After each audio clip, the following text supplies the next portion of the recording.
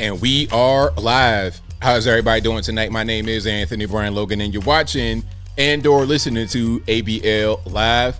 Thank y'all for joining me tonight. You could be almost anywhere in the world, but you're right here with me live on the show, and I appreciate y'all for that. We got a whole lot going on all over the internet, all over mainstream media, social media, everywhere, and I don't know where to start. First of all, Tucker Carlson Vladimir Putin. This interview has been going crazy. It's all over the place. There's all kind of opinions about it. It's gotten so crazy that the European Union are talking about imposing sanctions on Tucker because he interviewed Putin like many others have done throughout the entire 24 years of his presidency. We'll talk about that a little bit more a little bit later. Also, that crazy video from Washington, D.C. had my blood boiling all the way to the top. I mean, you're talking about an obvious scam. That was so crazy. It was ridiculous. We'll get to that a little bit more a little bit later. Also, the Planned Parenthood cringe-worthy video I just covered a little while ago today, talking about what counts as being a virgin. And this video, of course, was geared toward young people trying to promote sexuality so they can have customers for their abortion mills. We'll talk about that a little bit more a little bit later. Also, Washington State diverted $460 million from COVID relief to specifically illegal aliens who were not eligible to get stimulus checks, giving them checks of $1,000, $2,000, $3,000 US dollars. We'll talk about all those things and more on tonight's episode of ABL Live. And thank you all again for being here. You guys are the best audience anywhere on these interwebs. If you like what you're hearing thus far, please give the video a thumbs up, like the video, share the video, do all that good stuff. That'll help me out tremendously. I'm right here, Diane. Thank you for asking. I'm right here. I had to just grace you guys with my presence. Shout out to you guys for gracing me with your presence. I really appreciate you. If you like what you're hearing so far, give the video a thumbs up. Also, if you are on an audio streaming platform, whether that be Google Play, Apple iTunes, Spotify, etc., please give the podcast a 5-star rating or review, whatever you can. I'd most certainly appreciate it on those platforms. And if you are trying to find me over there, just search your preferred audio streaming platform, ABL Live. I should pop right on up. We have a lot to get into. There's quite a few videos I've not shown in my regular content throughout the week. And I already got a bunch of more videos lined up for tomorrow. And I'm still going to start my new channel. I got a lot of content for that. So I'm really, really excited. I got a lot for you guys coming up very soon. So y'all stay tuned to the channel for any announcements and new videos as they come out throughout the week. Now, y'all know how I do. First things first, shout out to the sponsors. And I'll have more sponsors here pretty soon. Shout out to patriotpost.us, your best source of news and information anywhere on these interwebs. Their link will be in the description, or just go to patriotpost.us in your browser bar. Tell them that ABL sent you. Also go to ablmerch.com. That is ablmerch.com.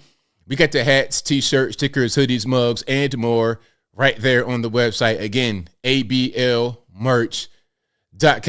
Also, go to my regular website, anthonyblogan.com. That is ANTHONY, the letter B, LOGAN.com. Go to the front page of the website, and for each video that I produce, I also write an article, so you're able to find sources from the left, right, politically agnostic, super conservative, super liberal, local, national, international. I got all kinds of sources, original videos, full clips for you guys as a reference tool. Again, anthonyblogan.com. And all my links I'm mentioning will be in the description box of the YouTube video.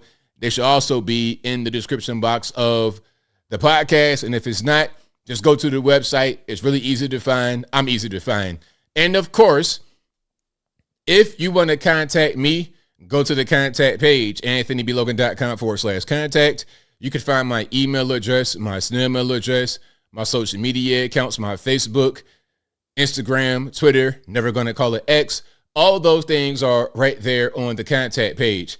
And as I say, each and every stream, if you think you're conversing with me on these interwebs, I suggest you do a little bit of cross-referencing between the email you're speaking with and the email on my website. My email is very simple, contact@anthonyblogan.com. If the email says, I live in Nigeria and I'm going to scam you for 10,000 naira each time we contact each other, that's not me. It's just not me. If the email says, I weigh 75,800 pounds and I live in Lithuania, former Soviet Republic, at outlook.com, that's not me. Please don't get scammed. Nobody has time for that, okay? Nobody has time for you calling someone on the phone thinking it's me, and then when they pick up it like this. Hello, my friend. This is ABL, huh? You've reached ABL. What are you going to do today, huh? If you like what you're hearing, please comment, rate, share, and subscribe. This is me. I promise it's me. Oh, you want to FaceTime? I cannot FaceTime, my friend. I cannot FaceTime. You see, my connection is too hot where I live. It's too hot where I live. So, look, I'm not trying to have you in that situation, getting scammed by somebody over in a 25 square foot hovel with 45 guys in Lagos, Nigeria. Okay, I'm not trying to have that for you. It's 2024. We work way too hard for our money. We got inflation going on. We got this 1 million year old guy in office who does not know what's happening, leading the show, forgetting things, terrible memory, as his own people said. His own DOJ says memory is pretty much nowhere. He doesn't even know when his son died. So in this kind of crazy time, you need to have all your cash in your pocket. Don't get scammed by this guy on their phone saying he's ABL. He is not ABL. So let's not have that happen in 2024. Now, we got a whole lot going on. Why are you running? Why are you running? Hilarious. Shout out to you. Who said that? You guys, the chat, hey, you guys in the chat are brilliant. Brilliant. You guys are so witty and so quick with your puns and jokes. I mean, amazing. You guys could all be stand-up. Some say you could be a stand-up. Look, I'm just reacting to you guys. You guys are my fuel. You guys are the ghostwriters. So shout out to y'all. Anyway, we got a lot going on, and thank y'all again for being here. You guys are the best. Happy early Valentine's Day, if that's appropriate, and happy early Super Bowl. Who do you guys have in the big game? Taylor Swift or the other team? Because, I mean, you know what? Can I go on the rant just briefly? Just briefly, I promise. Just a brief sports rant. Now, I consider myself to be a pretty big sports fan. I like football. I like basketball. I like baseball. I like sports, even women's tennis, things of this nature, gymnastics, the Olympics, track and field. I like sports. But with NBA basketball and really more than anything, NFL football, it's feeling more and more fake. It's like it's like WWE to a certain extent. You got to have guys on the field that are talented, that can perform well.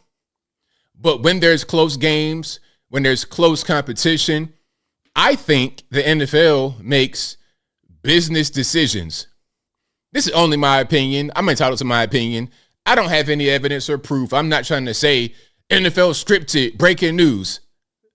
Please, I beg you, please do not misunderstand. I am not saying that. All I'm saying is that it just seems kind of fake. And that's why I've not really been following as much.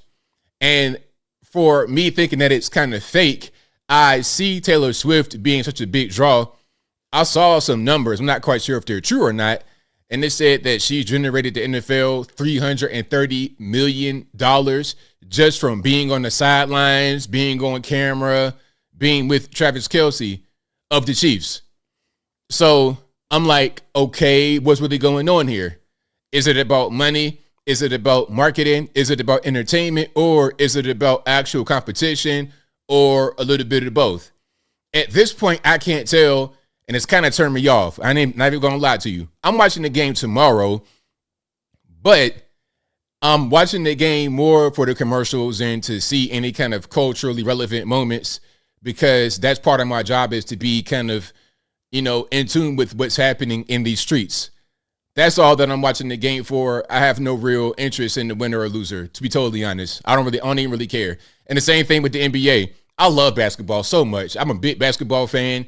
But nowadays, the product is just like, guys shooting three-pointers, guys having a three-point contest, and they laying bricks. It's like, am I watching Bob the Builder or am I watching NBA basketball? Like, the purpose is to put the ball in the hole, not to keep bricking from 45 feet out. Like, what are we doing? But anyway, that's a little bit of a rant for me. But I'm watching the game tomorrow. I'm going to go for the Chiefs because I think that they want Taylor Swift to win. If I was a betting man, and I'm not a gambler, I've never done any sports betting. That's big right now, but I've not done sports betting. If I was a betting man, I'd put all the tea in China, all the eggs in the basket, all the marbles in Joe Biden's brain, which is about one. I put all those on the line for the Chiefs because of the financial implications for the league. Or I could pick the other way and say that I go for the 49ers because everybody wants to bet on the Chiefs. And if you have an in the NFL, a family member, friend, something like that, you know what's going to happen and you're going to bet the other way and come out big. So I don't know, but shout out to you guys. I appreciate you guys being here. If you like what you're hearing thus far, please give the video a thumbs up, like the video, share the video, do all that good stuff. That'll help me out tremendously. John Crisp says, great work, ABL. Thank you, sir. The entire NFL has come to this moment in time. It comes down to Taylor Swift's boyfriend or the team that beat Taylor Swift's boyfriend. How funny. Yeah, exactly. It's crazy. Now, I'm no Swiftie. But Taylor Swift, understand Taylor Swift's impact. Taylor Swift is bigger than Michael Jackson. I said it. Taylor Swift, like, I don't, if you put a gun in my head and say, hey, ABL, I need you to name, not harmonize or vocalize, just name 3 Taylor Swift songs, I'm going to glory. I'm not going to know. But there's girls out here that are going to know every single song, word for word, and they're going to go to the concert 200,000 deep every city. Oh, it's dead real. Like, it's bigger than Hulkamania. It's bigger than Michael Jackson, MC Hammer, all of that. And I got to recognize it for what it is. I'm not really in that wave, but I see the wave down the street from the ocean. It's crazy. How did they meet? You're talking about Taylor Swift and Travis Kelce? Who knows, man? You know, the industry, that could have been an arrangement right there. But I won't go down that road, so I digress. All right, we got videos on deck. Some interesting things. There's a story from Florida that I want to get into. Florida is a well-governed state, and they recently passed something that says if you are a transformer, you cannot change your birth gender on your driver's license, on your identification. So let's say you're born Bruce Jenner and you become Caitlyn, you're still going to have the M on your license. You call yourself Kate, Caitlyn, Bruce Gender, whatever you want to call yourself, that's totally fine. You could change your name. You could change your name to whatever you want, right? That's fine. But guess what? You can't change them chromosomes. You sure can't. So they passed that. Bravo. Hats off to them. They should not have to pass something like that because how are you just going to become a different gender? That's not how that works. You could be a male. Like back in my day, here's Uncle ABL, old man shaking that cloud. Back in my day, we had transvestites and cross-dressers, and we knew, okay, that's a man. I'm seeing the 5 o'clock shadow. I'm seeing the big jaws, big knuckles, big feet. Okay, I'm seeing all the man stuff, the ashy elbows. Okay, Frank the mechanic with a Newport right here is wearing a dress and a pair of heels.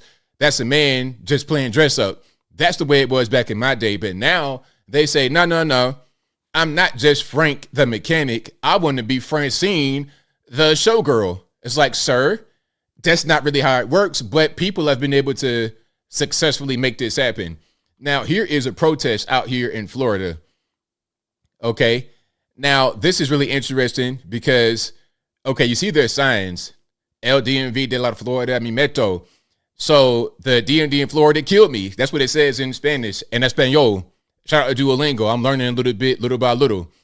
Now, how does the Hispanic community feel about being dragged into this nonsense with these people who are out here on the ground protesting because of the Florida DMV law or rule?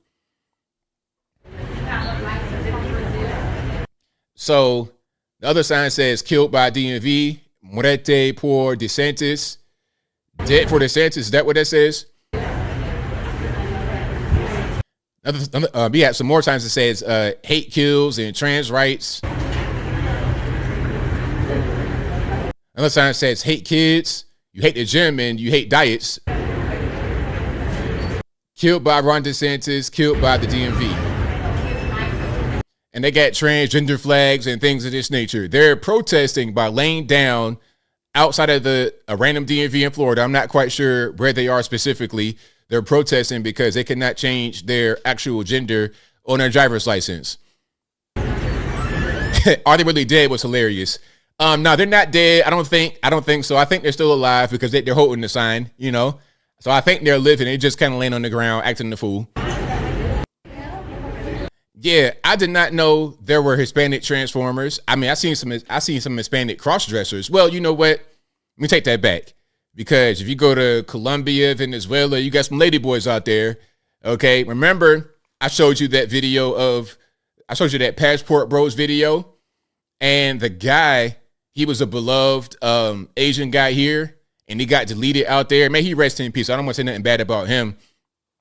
But they were saying that the guy met up with a girl on a dating app, and then he wound up getting kidnapped and deleted. And then they were saying, oh, well, there was a mysterious woman.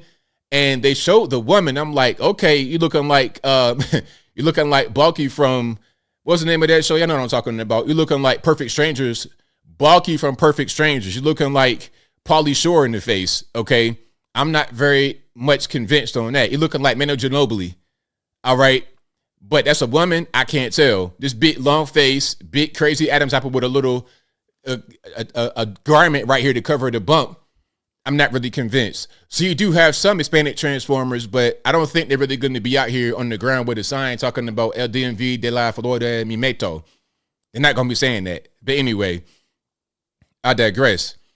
So yeah, I think it's a good rule to say that if you are born as a male, then that will be on your driver's license and there's no changing it. Same thing if you're a female, it'll say that on your license, no changing it. Regardless of how you feel, that's not related to anything else. All right. But let's keep on going. Yeah. Balky perfect. Like, I know that's kind of an aged reference. A lot of you guys were not even born when that show was out, but I want to show you guys who I'm talking about. That show came out in 1986. All right. And if I show you kind of like a side by side, you'd be like, wow, ABL, that was dead on. Hold on. I got to show it. Okay. Tonight, an urgent warning. Hold on. Pause. RIP to headphone users. All right. So I'm going to pull up my video and then I'm going to show you what I'm talking about, if I'm able to, because that was really a crazy situation. Hold on. Matter of fact, there it is. So first, let's look at Balky from Perfect Strangers. No. We're gonna look at the other individual, the person who says that they are a woman. Remember, the context was this was a person they said was a woman. Now you see this guy right here, or woman allegedly. Take a nice long look. You see the long elongated face. I know that might be his camera lens, might be kind of a weird way, but come on. I mean, what's happening here? So you see that. Now take a look at my man Balky from Perfect Strangers. I mean, twins or what? Twins or what? Okay. Anyway, let's move on. We got a whole lot of videos here, so I don't want to spend too much time talking about that.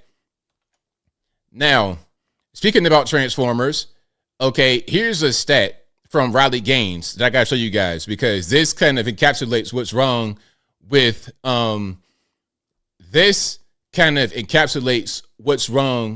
all this stuff. Now, I'm not early. I'll be 40 this year.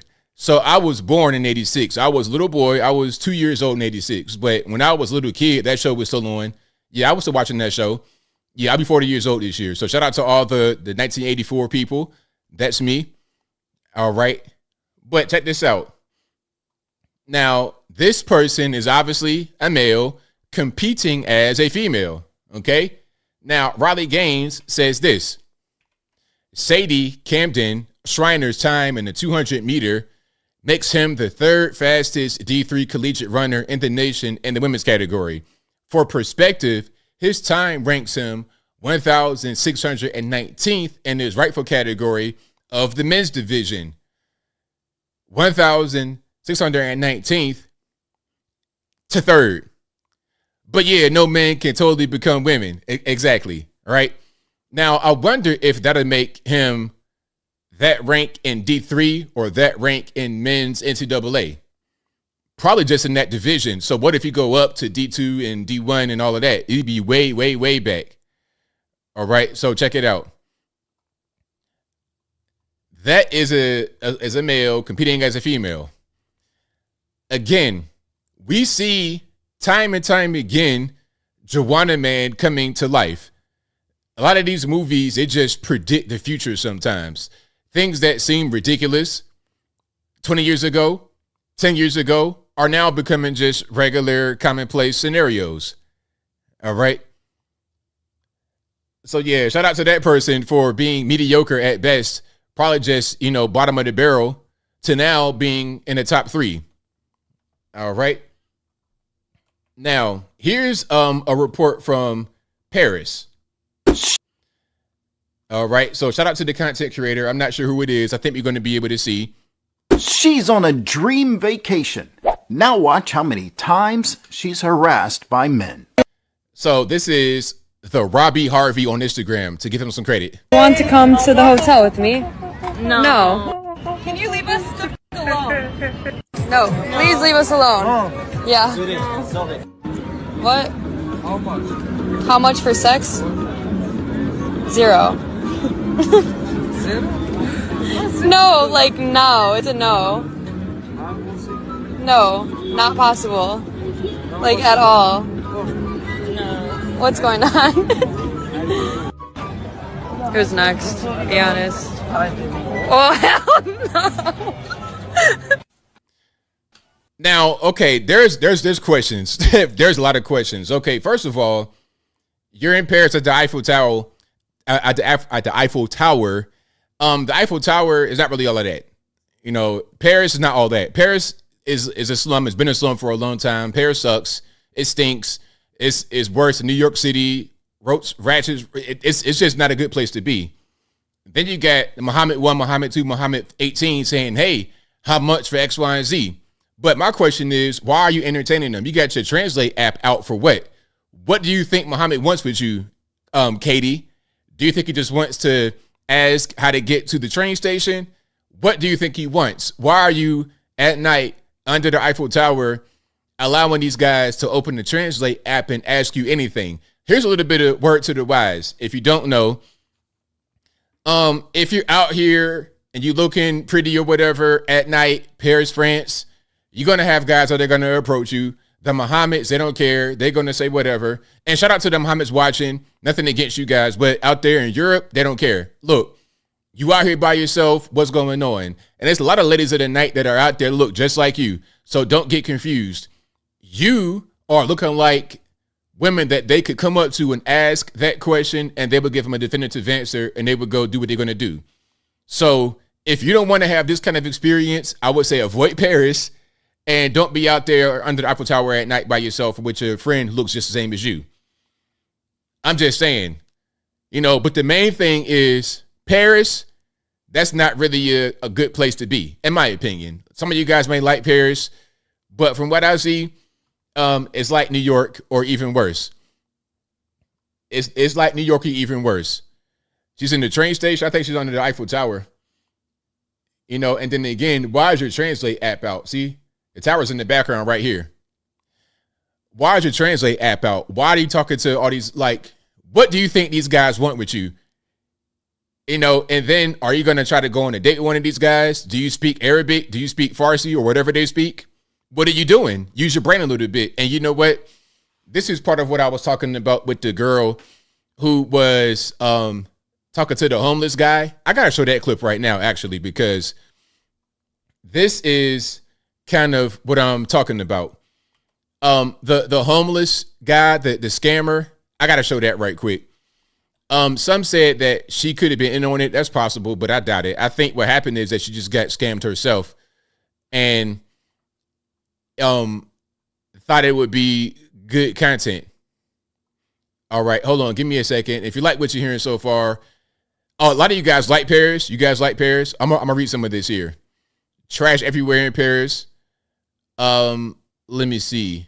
I've not been to Paris. No, I haven't. I've been to New York more than a couple occasions, and I hated it. And New York, a lot of people love New York. They swear by New York. They love it. I hate New York. I hate it with a passion. I hate New York and LA. Been to both. Hated them both. Ghetto, dirty, homeless. Like LA, homeless as far as the eye can see. I was shocked. I was like, wow, this is Hollywood. This is where all the stars live. This is what they tell you about in the movies. LA. This is LA. I mean, what does LA stand for? Landfill area? What in the world? And New York, it's just too much going on for me. But I like more kind of laid back environments. I don't really like I like a little bit more open space personally. All right. But I'm seeing mixed reviews about Paris. Duke Raoul says the food and people suck. I'm seeing mixed reviews. Autism Donkey says LA is insufferable. New York depends on where you go. Yeah. I like being in God's country. Like a lot of guys don't like Atlanta. I love Atlanta. Atlanta is my favorite. Love it. It's between Atlanta, Georgia, and Phoenix when it's not hot. Love Phoenix. Love Atlanta. Dallas. Love Dallas. Where else do I like? Florida, of course. Oh, I almost forgot about Florida. Love Tampa. I might like Tampa more than Atlanta. Tampa and Miami. Miami, Tampa, Orlando. It's okay. It's cool. But Tampa, that's my spot. If I could go anywhere else in the USA other than where I live right now, Nashville is cool too. I like Nashville. But Tampa, absolutely, 100%. But New York, LA, I'm good. You can have it. Atlanta's great. People don't like Atlanta, but you gotta understand where to go. I think it's the same thing people say about New York. Oh, you gotta go to a particular place. You gotta know where to go. It's the same thing with Atlanta. If you go into LGBTville in Midtown, you're not gonna like it. If you go into ghetto, if you go into the east side, west side, in the hood, you're not gonna like it. But if you go right to where you want to be, it's cool. I've not been to Tallahassee, Florida, but I heard it's kind of slow. I mean, you probably just go to just go to Orlando or Tallahassee's like Jacksonville, kind of like Alabama, Georgia, like South Georgia, South Alabama. It's not really like Orlando, Tampa, Miami. West Palm is not quite like that at all. Chicago, I've not been to Chicago, but I guess it depends on where you are in Chicago. I heard Chicago is beautiful at certain times of the year. In the cold, no, sir. I don't do the cold. And that's something else. You see, Atlanta, places like that in the South, it doesn't snow really, doesn't really get too cold. It can get cold, but nothing like Chicago. But anyway, let's check this out. Now, this is a story I cover about the TikTok homeless man. This was a crazy story, but if it's true that what happened is the guy came up to the young lady and was asking for a tea and then was asking for X, Y, and Z, and she pretty much went along with the ride and then did the GoFundMe to help him.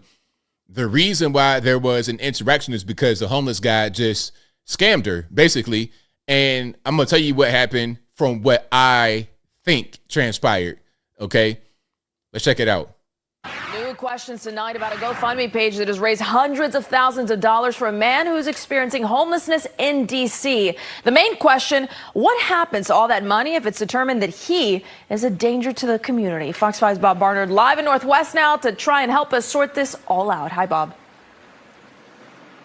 Hey there, Marina. D.C. police say Alonzo, the homeless man seen in that TikTok video, is the same man who attacked a woman 4 years ago outside this church here. This is Foundry United Methodist Church on 16th Street here in Logan Circle. Want to show you first, though, the TikTok video again. This was shared virally last week. So what happened was the guy came up to her and asked for tea, like actual brewed tea. Starbucks or something like that, something small. And then what happened was he probably told her a life story and needed a ride to CVS to get his medication because he has cancer. So he says, then once they get to the CVS, all of a sudden his insurance that he should have had, it didn't kick in yet. It took 45 days. So then he's just sitting there, not able to get the medication. And then she buys it. And then she winds up getting him a hotel room for a certain amount of time. And she's filming all of this on TikTok. And at the end of it, she winds up having a GoFundMe. Her TikTok goes viral. So does a GoFundMe. And the GoFundMe raises over $400,000. That's the background, okay? College student there, the young lady who's from California taking classes here in D.C., Sinai Graydon, was approached by this man who asked for a cup of tea. He got her the cup of tea. She got him the cup of tea, then took him to CVS for some medicines, and even got him a hotel room. Well, all this documented on TikTok led to a GoFundMe page that has generated $400,000 in donations. However, there are questions about what should happen to all that money because of what happened in the video you're about to see. The second video is rather disturbing. Now, I'm not going to play this right here because YouTube does not like this too much. What he did, see, it's a woman right here sleeping outside. They're both homeless. He's homeless. She's homeless. She's outside of her church sleeping.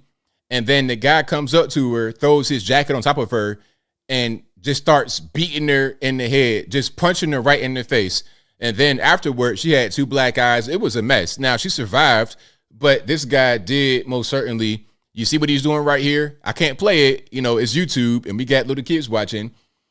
But yeah, it was a mess. And how a human being can act like this. He's a sociopath. He does not have a sense of remorse. Maybe he's done with whatever he was doing in the past. So if he's a different person now, I would say, yeah, he should. Now, look, and then the question is, should they keep the money? Should the money that was raised go to him? And people talking about, oh, that was in his past. It shouldn't matter. The video of him beating the lady up was from 4 years ago. And the guy is elderly. This was not back in the 70s when he was thugging and drugging, getting locked up and then getting released and finding Jesus. It's not like that. This was a recent thing. And then on top of that, he scammed the girl. Because one thing about what happens with these homeless people, not all of them, but sometimes what they'll do, especially y'all know I'm from Virginia. I've been in D.C. a lot. I know how they operate.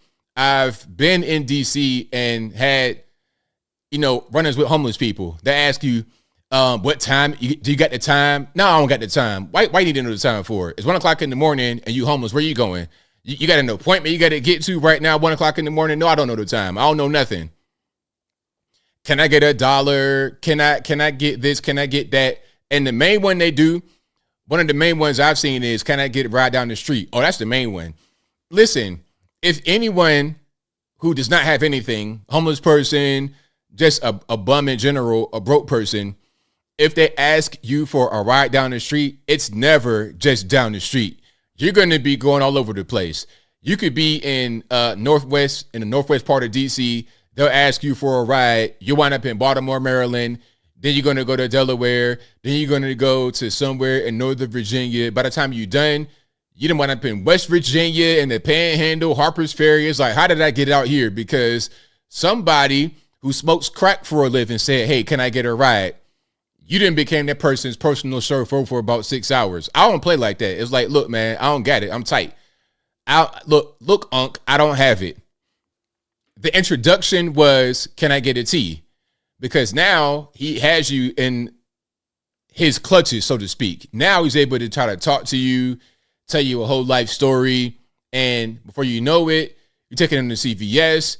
Oh, I got insurance. It'll go through. And once you get there, ain't no insurance. Oh, you pay for it. You got it. You bought me the tea. You got money. I kind of scoped you out. And then you pay for it. You're getting scammed. But this could have all been avoided if you know how these people operate. I don't give anybody on the street a dime. I don't give them my attention or my time. If I was rapping, that's bars. If I want to help people on the streets, I will give to a charity. I always donate clothes. I donate socks, shoes, jackets, all kind of outerwear. I always donate my clothing. I never throw it away. Make sure it's clean. I wash it, put it in the bag, straight to the Goodwill all the time.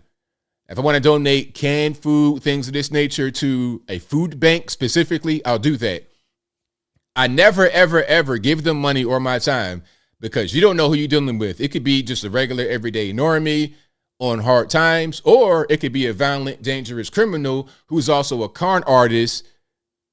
I don't want to deal with it, okay? I'm not trying to fuel your drug addiction, and I'm not trying to get scammed or played, all right?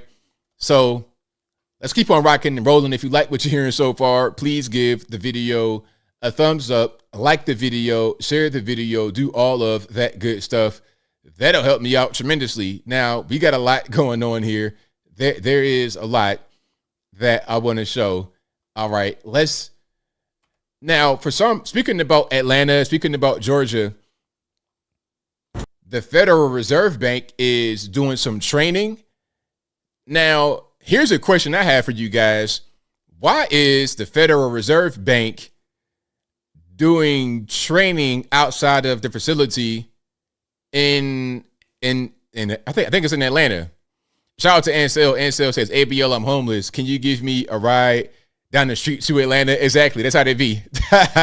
Yeah, I know I'm in Chattanooga, but look, man, I need a ride.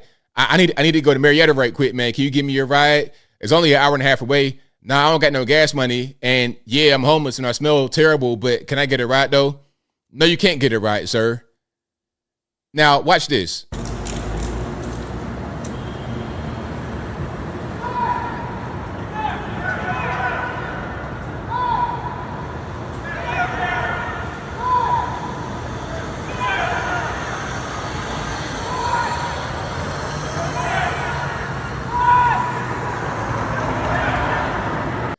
Now, can anybody explain exactly what's going on here? Can anybody explain exactly what's happening? That's what I want to know. All I want to know is what's going on. What is really going on? Again, this is the Fed, the Federal Reserve in Atlanta, Georgia, and they're out there training with asps, like batons, in a circle.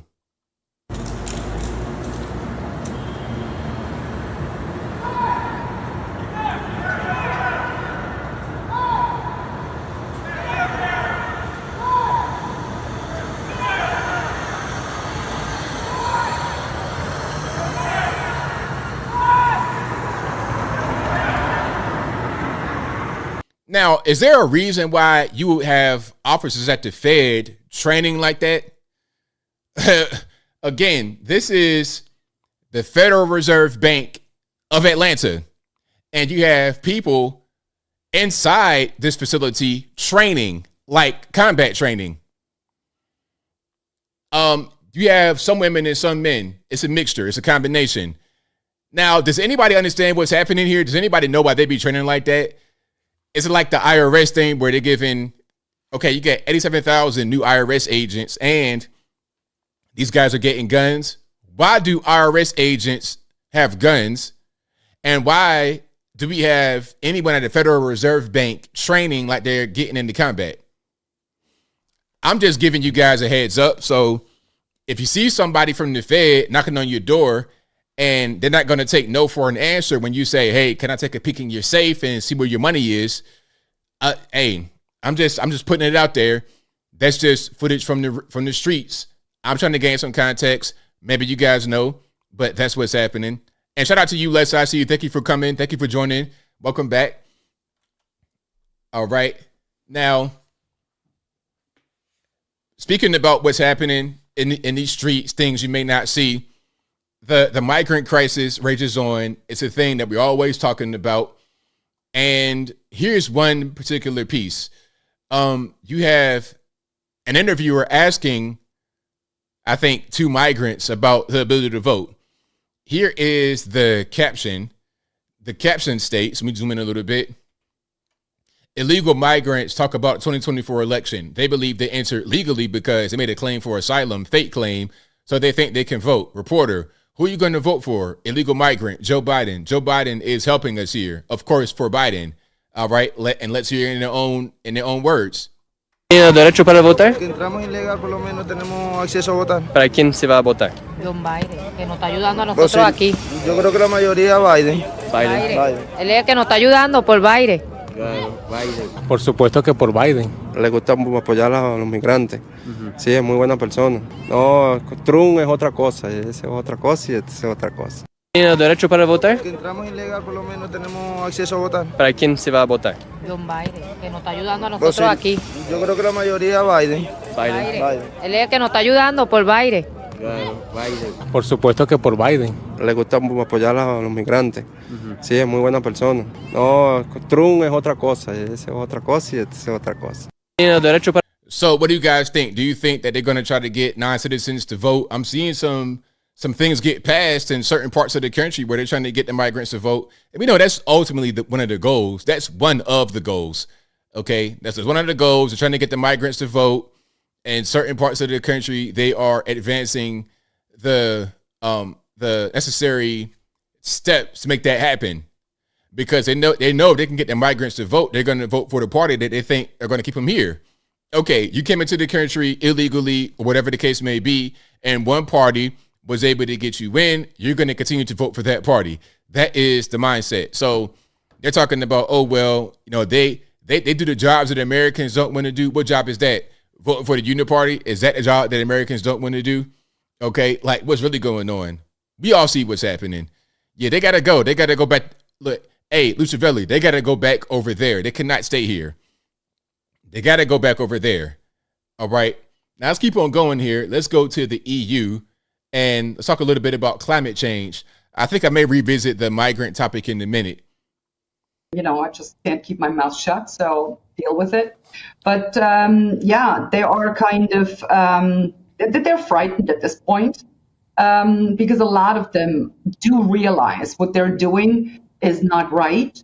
They're not serving in the best interest of the people, and it is no longer government of the people, by the people, for the people. At this point, it's government of the globalitarian misanthropists for the globalitarian misanthropists and by the globalitarian misanthropists. That's what we're looking at. And they're beginning to realize that the people will no longer let them get away with it.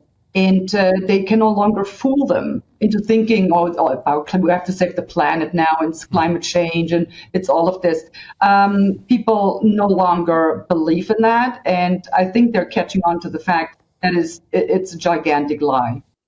Yeah, it's a big lie, this whole thing with the climate change and all that kind of good stuff. And shout out to the farmers out there in, I believe, Netherlands. Shout out to the Dutch farmers, if I'm not mistaken, for protests and all that kind of stuff that's going on. It's so many of these rules. They're trying to reduce carbon and just dumb stuff. You got a lot of people that are in this world that are smart and run this world well. But then you have people that are doing dumb things for other reasons aside from intelligence and properly running a nation. All this climate stuff, a lot of it is just to get money. It's not really a serious thing. And then also to gain control in other ways. All right. We're talking about cows farting and things of that nature. I mean, it's dumb. And it's like, how are we going to eat food? We got to have enough calories to be able to survive as a people. And if we're not going to have any cows, if we're not going to have beef, pork, fish, things of this nature, I mean, how are we going to live? We're going to survive on soybeans, things of this nature? I think not. All we're going to do is just increase the risk of cancer or things of this nature for eating so much soy. But I don't want to go down that road right now, so I'll move on. Now, this is a climate activist who has glued herself to the ground, and she set a baby stroller on fire right next to her. Now, if anyone can tell me the significance of this, why this action was taken to do it this way, I'd love to hear it. I love to hear any explanation. And I wonder how much carbon this is produced by burning this plastic and cloth on this baby stroller. Why do I have to sit here and burn this stroller to the ground for people to listen to me? We need to act now. We need government action on the climate crisis. We're facing societal collapse. Okay, the person set fire to an empty baby stroller. I hope it was empty. I hope it wasn't a baby in there. I mean, good. Like, if it was a baby in there, that's a whole different story. Okay, and then we got the hand glued to the ground. Look, lady, first of all, what's going on with this hand? Is this a fake hand? It's like one of them, you know, when you were a kid, you guys may have done this, maybe you didn't, but when you were a kid, you would take one of those plastic gloves and fill them with water. That's how this hand looks. You see my hand? Okay, like my hand is not, one of her fingers is two of my fingers. And I'm a big guy. I got big hands, but one of her fingers is like two of mine. Lady, you have other issues you need to be worried about. All right. And also, if you really want to impress me, get some Quikrete and throw that on your hand. Throw the Quikrete on top of your hand and your wrist and lay on the ground that way and be a real trooper. Don't even get up no more. Okay. And by the time you get free, it'll be a few days and that hand size will go down. You could pretty much just slither out of the Quikrete and go about your business.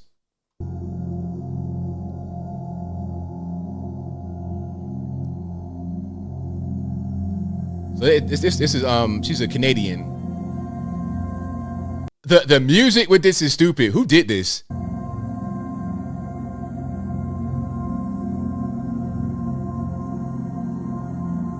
But yeah, I mean, so dumb, so silly. I don't know who was the genius that made that video. I'm not really impressed. Okay, we got something else here.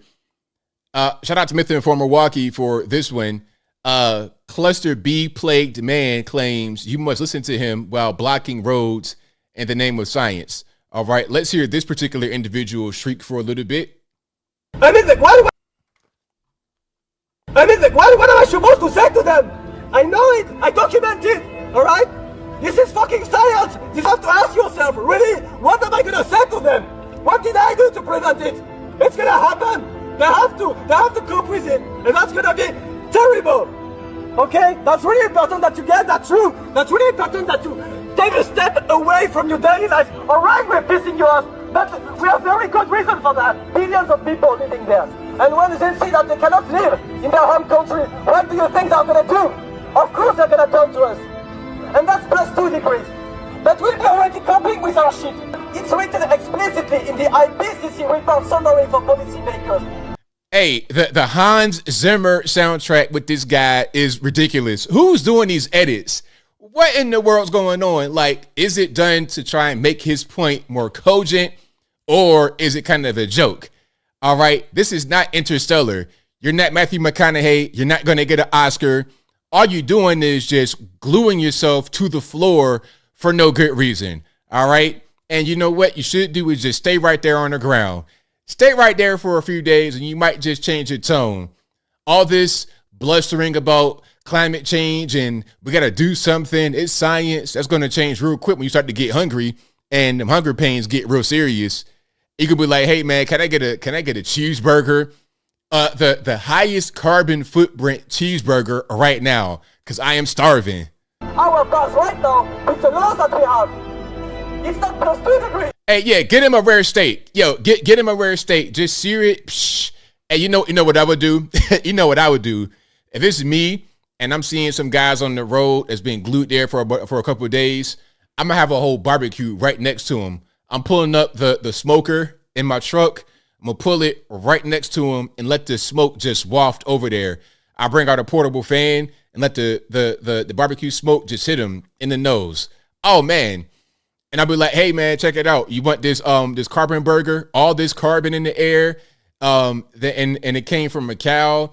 You know, I know you don't like cows farting and you don't like coal burning. Okay. But we're going to do all that right now. You don't want to eat it? I bet you if you're hungry enough, you'll do whatever. all that carbon stuff will go out the window. But anyway, yeah, that's your man. That's your so-called scientist right there, screeching and hollering about climate change while gluing himself to the ground. And I got a question for you guys.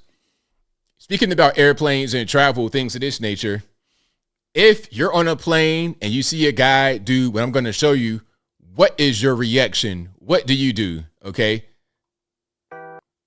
Let's check it out.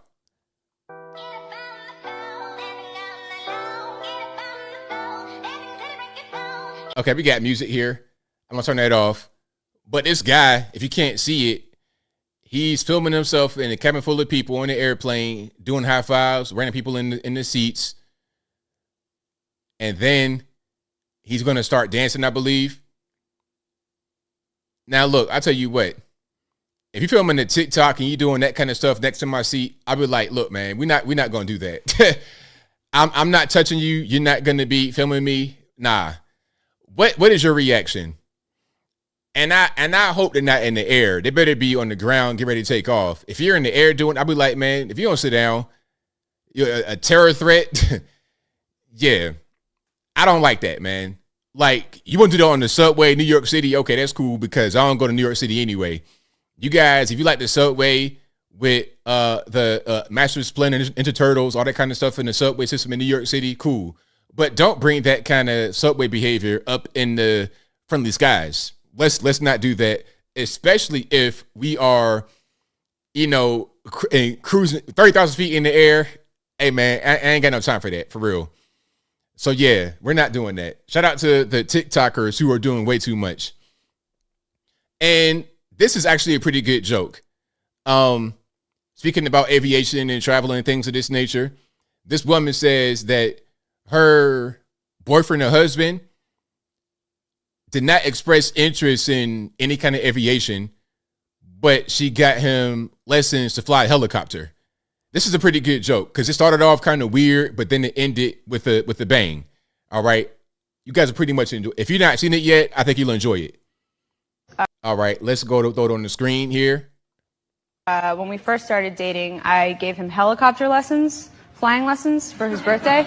He never showed an interest in flying, but I just gave him to him in case, like, the world has gone to shit and we need to fly away. So I was like, I need to be with someone that can operate a helicopter. First of all, why don't you take the helicopter lesson? Because I'm in charge of weapons and ammo. I'm cool with that. Okay, I'll fly the bird, get us out of here. You got the weapons and the ammo. Okay, cool. So I can fly. You can be operating the turret and whatever we got to do. Zombie apocalypse. We got the commies coming, whatever it is, we in there and we good. That's a good prepper couple. So shout out to her for have weapons and ammo ready and on deck. I appreciate that 100%. I tell you what, one thing about me, if things fall apart and I need to move and shake, I'm going to have weapons and ammo and the ability to evade for sure. So shout out to her. She is on the right page. And if you like what you're hearing so far, please give the video a thumbs up, like the video, share the video, do all of that good stuff. That'll help me out tremendously. And I don't know who she is at all. I've never seen her before until this joke came across my timeline. If you guys know who she is, let me know in the comments. I have no idea who that woman is. All right, but shout out to you. Aubrey Plaza, is that her name? Aubrey Piazza? Have no idea who that is. Shout out to her. All right, let's keep on rocking and rolling. And, The Rock. Now, remember The Rock. You guys know who The Rock is. The Rock, Dwayne Johnson. Very well-known actor. He was also in WWE, WWF as The Rock. Very well-known person, famous, multi-millionaire, not quite billionaire, but close enough. Remember, he's, I think, half Samoan.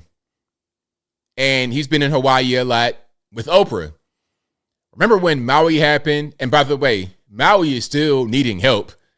I mean, we're giving billions upon billions upon billions to Ukraine, Israel, Taiwan, etc.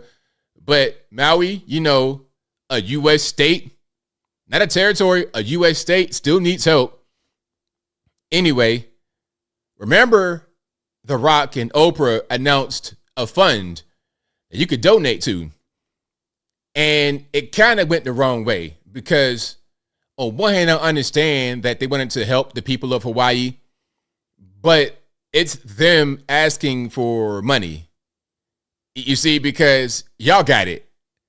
You guys are, Oprah's a billionaire, The Rock's a multi-millionaire, and you're asking for money at a time where people don't really have it. I understand the sentiment, but it just didn't come off right. So remember that whole thing happened. It was a big thing, and people were kind of upset toward The Rock as a result. Now, The Rock is in Vegas for some reason. I'm not quite sure what this event is, but the reception toward The Rock is chilly. It's chilly at best. Let's check it out. Now, I don't know what this is. If you guys know what the context is, let me know in the comments. But the reception to The Rock is not very good. Again, this is out there in Vegas for the big game.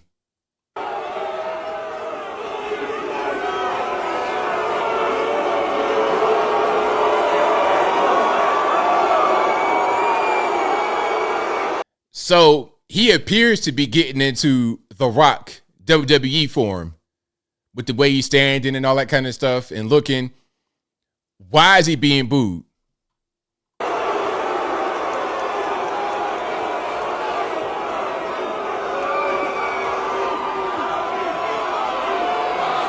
And then there's a chant of Maui that breaks out in the background. People have not forgotten about Maui and what happened. And again, I understand both sides of the argument. I'm not trying to say that he's 100% wrong, but it's just the way that happened was just not really the way it should have been.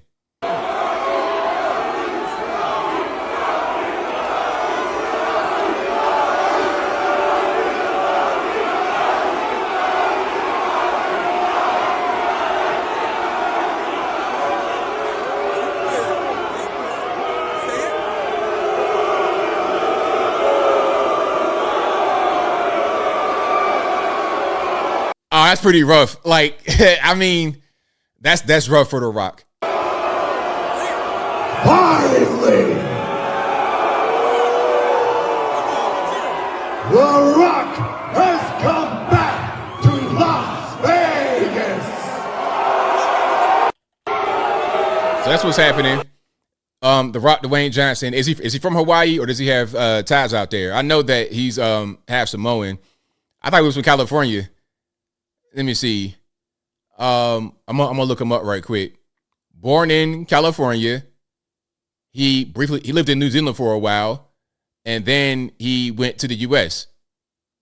Yeah, I don't see where it says that he's from Hawaii, but it's people from he's half Samoan, which is not Hawaii, but close enough. Pacific Islander. Shout out to them though. Shout out to Hawaii. Shout out to the Pacific Islanders. Yeah, we need some help in Maui for sure. Still. Now, speaking about racially ambiguous famous people, Kamala Harris, she spoke at an event. Now, I've not seen this yet. Let's see how well she's done, and let's see why. Let's see why she does not do very well in polls when it comes to being the vice president, let alone the president. Remember, Kamala Harris. Just briefly about Kamala Harris before we get to it. Kamala Harris is billed as a black person. And during 2020, she was running for president. She polled at 0%. Joe Biden was not doing very well at a certain point. Then when it came to South Carolina, there was a turning point in Joe Biden's campaign because of the black population. Remember, the black population in South Carolina represents the majority of the Democrat vote, like 75% of the Democrat vote. And the community remembered him from the Obama administration. They voted for the white guy over the so-called black person.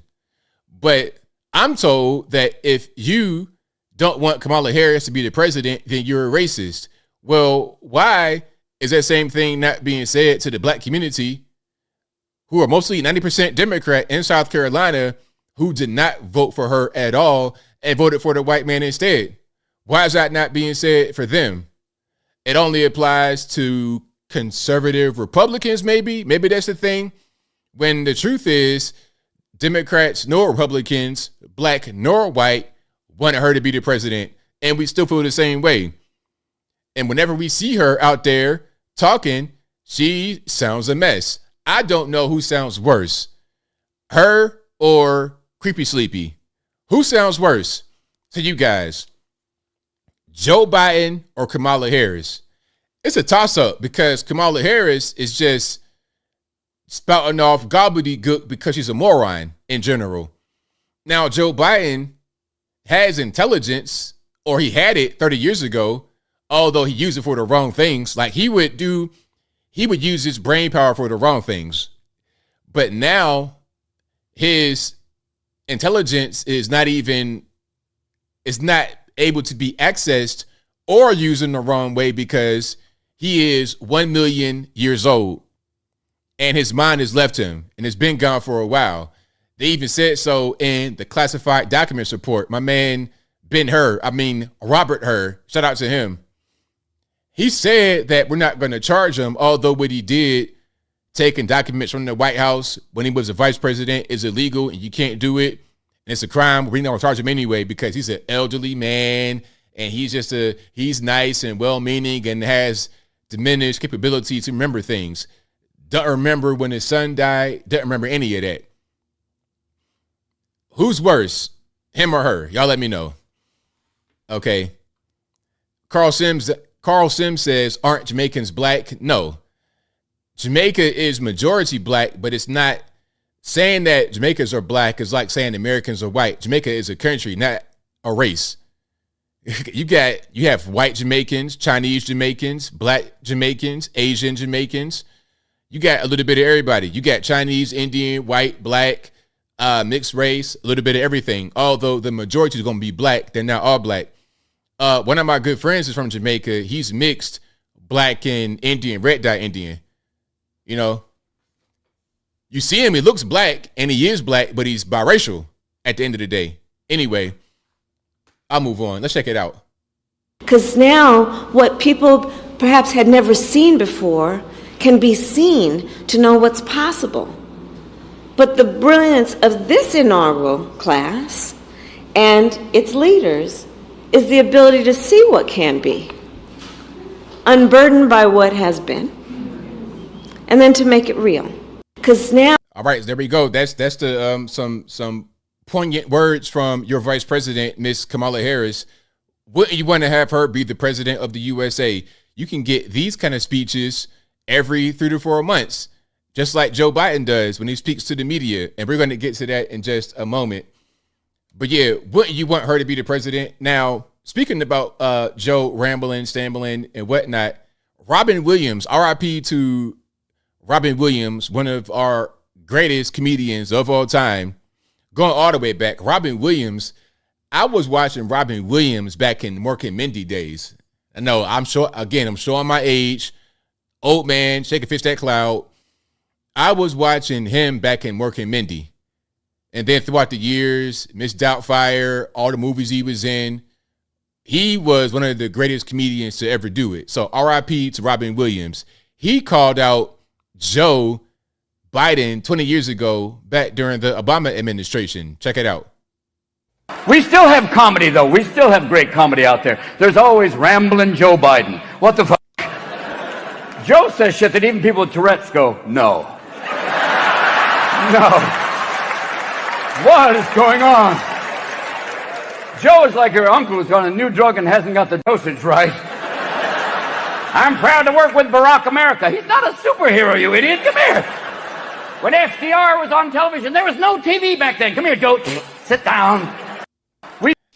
Robin Williams was calling it out back then, and this was during the Obama administration, and things have not gotten better. Things have only progressively gotten worse, all right? And that's just the reality.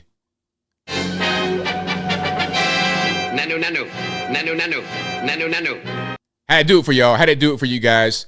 The old school Mork and Mindy. If you guys have not seen that show, if you're kind of young, whatever, you got to check it out. Just watch. I don't know where did we even show that show now, When I was a kid, they had Nick at Night. I'm not sure if they still have that, but you got to watch Mork and Mindy. Just some of the old TV shows are much better than what you have on TV today. And a lot of the old TV shows were inspired. A lot of new TV shows and movies were inspired by some of the old stuff. All right. So RIP to Robin Williams and shout out to Mork and Mindy. A lot of the good old TV shows. All right. Now let's go to New York City and ask everyday people what they think about Joe Biden. What's their opinion about Creepy Sleepy? Joe Biden too old to be president? Oh, absolutely. He's feeble and he's incapable of completing a sentence or a rational thought. Its cognitive skills seems like it's not there, not 100%. So I'm a little afraid of that. That worries you? Yeah. For the state of the world, definitely. I'm just not bothered by his age. I don't know. He be forgetting things, saying things over and over. And as I read yesterday, he's talking about a person that already had passed away. Does that inspire confidence in you? No. Is Joe Biden too old? Well, kind of, yes, he is. He's not running our country at the end of the day. It's everybody else running our country that tells him he's a puppet, so that's just my personal opinion. Is Joe Biden too old to be president? My dad is his age, yes. So based on that, yes. Mine too. Is Joe Biden too old? Yes, he's up there. What do you think? Is Joe Biden too old to be president? Yes. Yeah. Why? You heard the guy speak. He's kind of out there. Are you worried about Joe Biden's age? He's okay. Kind of old, but he's fine. I'm worried about my own age. Love that last guy. Worried about his own age. Okay, so that's what's happening out there. Let's see what he says here. And look, a couple takeaways. One, it's New York City. You could literally have a corpse. No joke there. I'll let you read into that. Run against Donald Trump, and they're going to vote for the corpse. So you have to take that into account. But what stood out to me, you notice certain things are making it through, even for those who may watch the mainstream media or no media at all. The fact that Joe Biden talked about somebody who was dead multiple times. You heard that sneak through. And it's this overall notion of who is pulling the strings. If that makes it into the swing states more so than in just the Trump voters' minds, that is where the Democrats have trouble. Right on. So, yeah. What he said about New Yorkers voting for a corpse over Donald Trump is crazy, but it's true. And it's crazy because Trump is a New Yorker, been a New Yorker for a long time, famous in New York, beloved by New Yorkers, beloved by the country, beloved by the world. But then the media did a whole hit piece on him, a hit job on him, made him be a villain, made him be this bad guy that they want to fear. It's crazy. It's totally crazy. But hey, man, that's the power of the media. That's the power of the media. And speaking about media, Stephen A. Smith. Now, you guys know who Stephen A. Smith is, ESPN. Okay. He needs no microphone. He could just talk with no mic and you would hear him from Connecticut all the way wherever you are. You could be in Los Angeles and you hear him at your house with no microphone because he's that loud. A great asset to ESPN, put it to you that way. I think at this point, ESPN is so bad. It sucks so much that without a Stephen A. Smith and Shannon Sharp now, they'd be toast because, they got Pat McAfee. They spent $1 trillion on Pat McAfee. And without that acquisition, Pat McAfee, and without having Stephen A. and Shannon, like who do they have? A bunch of diversity hires?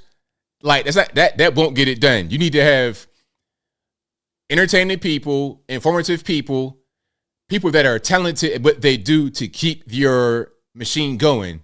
If you don't have that, you got a bunch of corporate, ridiculous nonsense, that's just not going to work for a thing that people want to watch.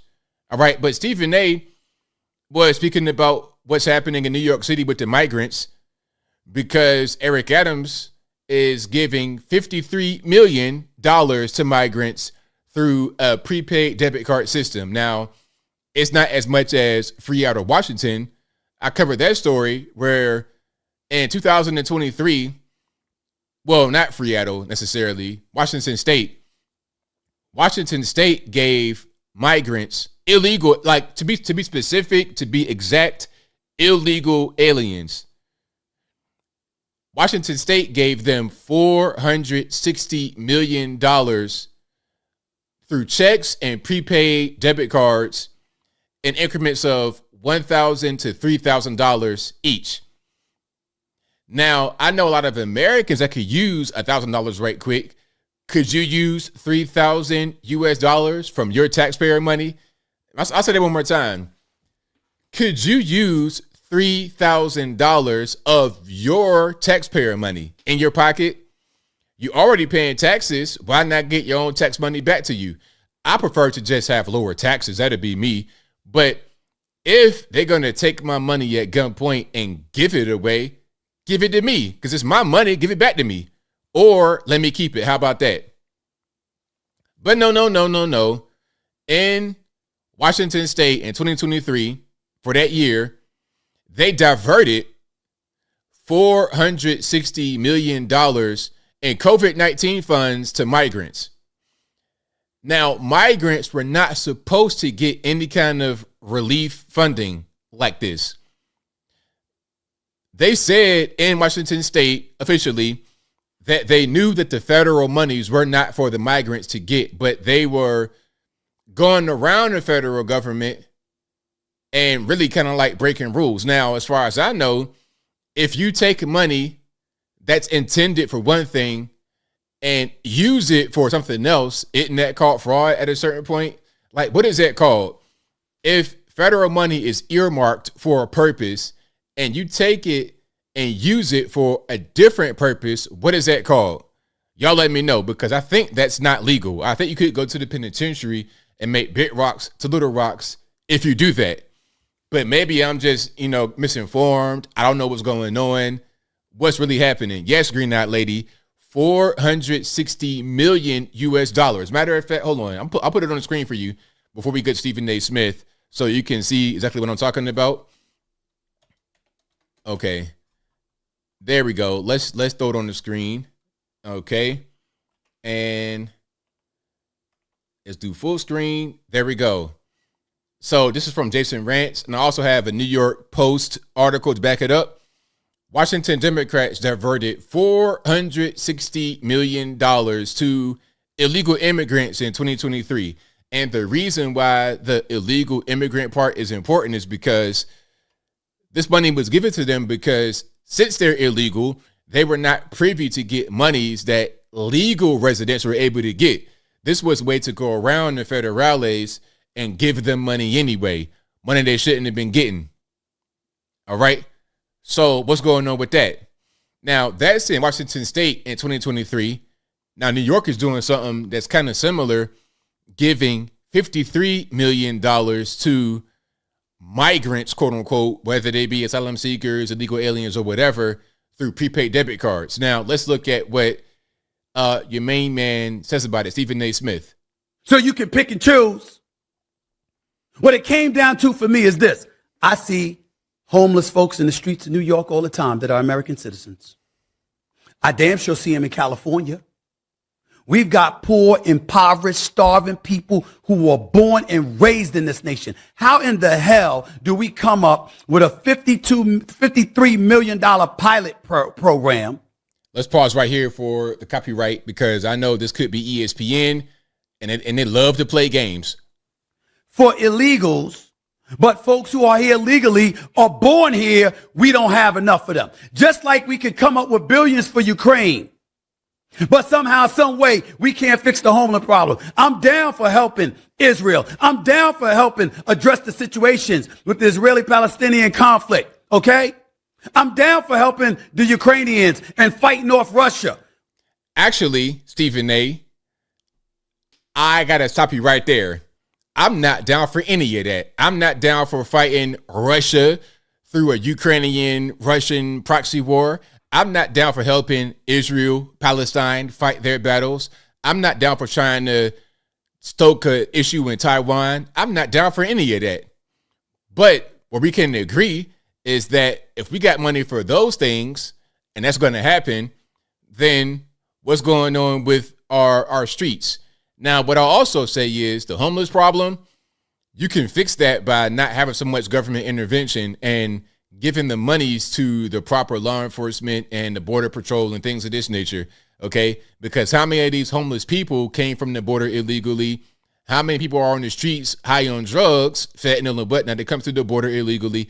A lot of your crime and violence and social issues come as a result of a lack of security. So your mindset is right to be upset about the monies that are being given to the illegal aliens.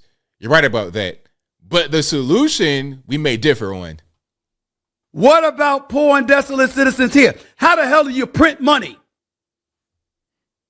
for foreign countries, but you don't print that money to help eradicate folks that are starving right here in the streets of America who were born and raised here? Well, let's not print money. let's not do that. But you have the right kind of passion in your heart. Basically, aside from all the little, things I can nitpick about what he's saying, the passion is right. What about us? Shouldn't it be America's? Hey, Stephen A., if you can hear the sound of my voice, say it with me. America first. Make America great again. I'll give you the hat. I'll sign it and everything. This is what I'm talking about. And so when you have something like that, what's the one way to eradicate it?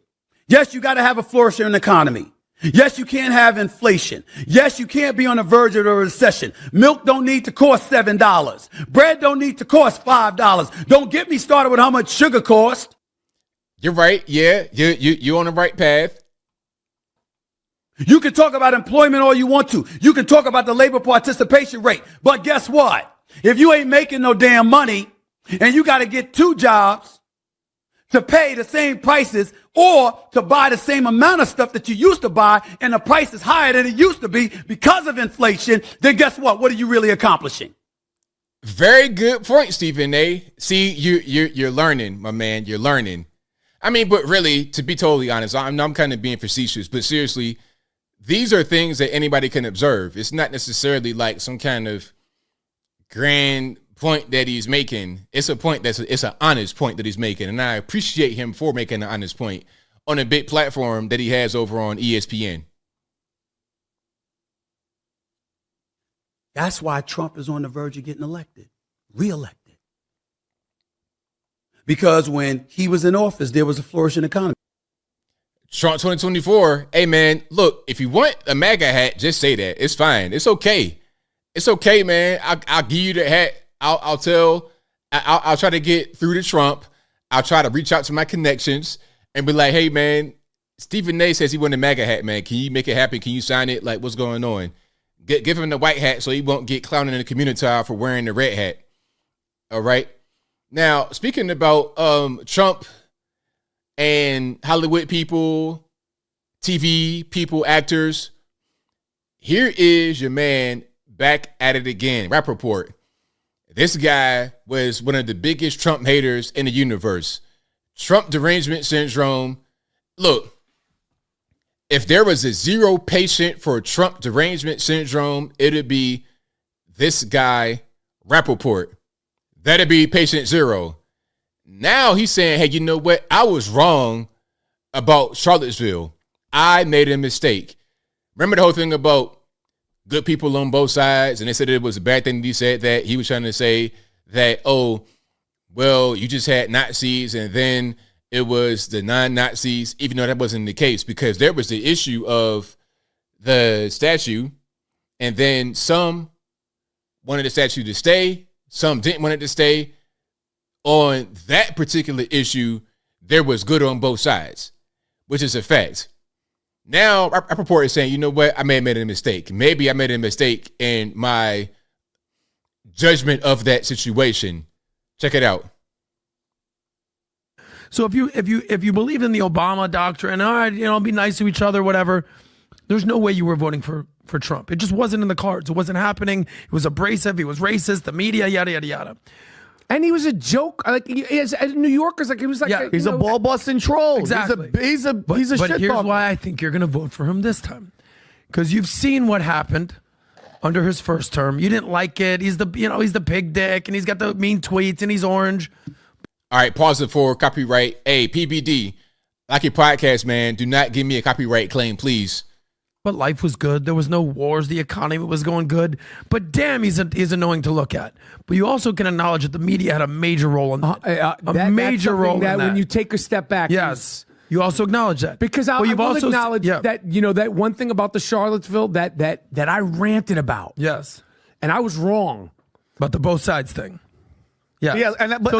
Let's pause. He says he was wrong about the both sides thing, a thing that he ranted about for a long time, many videos. He was wrong. And if you guys don't know, this is on the Patrick Bet David podcast. So shout out to him. Credit where credit's due. PBD podcast. So irresponsible. And I respect the shit out of it. Wait, let me hear him out. Hang on. Yeah. Go a little bit more. What do you mean by that? You were wrong on that. No, because he said the both sides, there's good people on both sides. And when you see the full quote, that wasn't what he said. And I ranted on him hard for that. Hard. There's some video about it, whatever. I mean, I ranted hard because I was like, what are you talking about, man? Because you got played. And here's what this is why I think you're going to vote for Trump. Is because you, much like me, much like many people, independent thinkers, not the sheep, realize we kind of got played a little bit. Yes, Trump ain't exactly the smoothest character. He's not Jesus. Adam, you're not so independent on certain issues, but I'll let you slide for now. So I digress. Jesus Christ. No. But his policies and who he has around him are way better than what's going on there. And here's my final point. You see what's going on with the border. You see what's going on with the wokeness. You see what's going on with culture wars.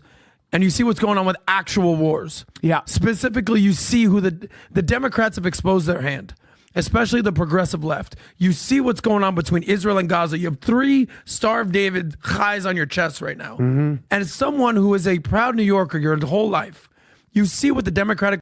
Oh, okay, I get it. Adam, he's part of the team, and so is Rappaport. He's part of the team. They might be cousins. Party has turned into this DEI, ESG, woke manifestation of ridiculousness, intersectionality, decolonialization. You're looking at that and you say, you know what? As much as I can't stand big dick Donald Trump, you said it. At least he's fucking normal. Like, why they got to cuss so much? One thing that I would say to anybody that is a content creator, and these guys are very successful, very big at what they do, but when you create content, the cussing and stuff like that makes it more difficult to distribute and to get to those that may not be able to see it otherwise. And a lot of times when using that kind of language, it dilutes your point. You got to put beeps and all that kind of stuff in it. Just use language. Just have a more verbose vocabulary that does not include the cursing. That's just my opinion. Although he was quoting Rappaport there with his language and what he would say about Trump, when you use language that's not so foul, you can get your point across better, in my opinion, for this kind of content. Normal. At least he doesn't want to turn my boy into a girl. At least he's normal. Well, but yes. At least he doesn't want to turn my boy into a girl. Yeah. At least he's defending Israel, not the fucking terrorists. And all right, that's enough. We get the idea. Like, come on, man. Like, why we got to cuss every 5 seconds? I mean, seriously. Like, what's going on, man? Like, it's so weird, man. People can't just stop cursing for a moment. Anyway, so shout out to Rappaport. Hopefully he's able to just turn his life around and cure his Trump derangement syndrome, because it's been pretty much ruining his life, in my humble opinion. All right. Now, and people are saying, who is he besides a TDS patient? Well, that's what I know him for. But I was told, because I asked the same question, like, yo, who is this guy Rappaport? Like, why should I pay him any attention? Well, apparently he was an actor back in the day. And I saw him on a celebrity basketball game. It was cringe. It was very cringe. I was like, really? This is the guy that he's ranting about Trump. This guy is just, a full bag of cringe.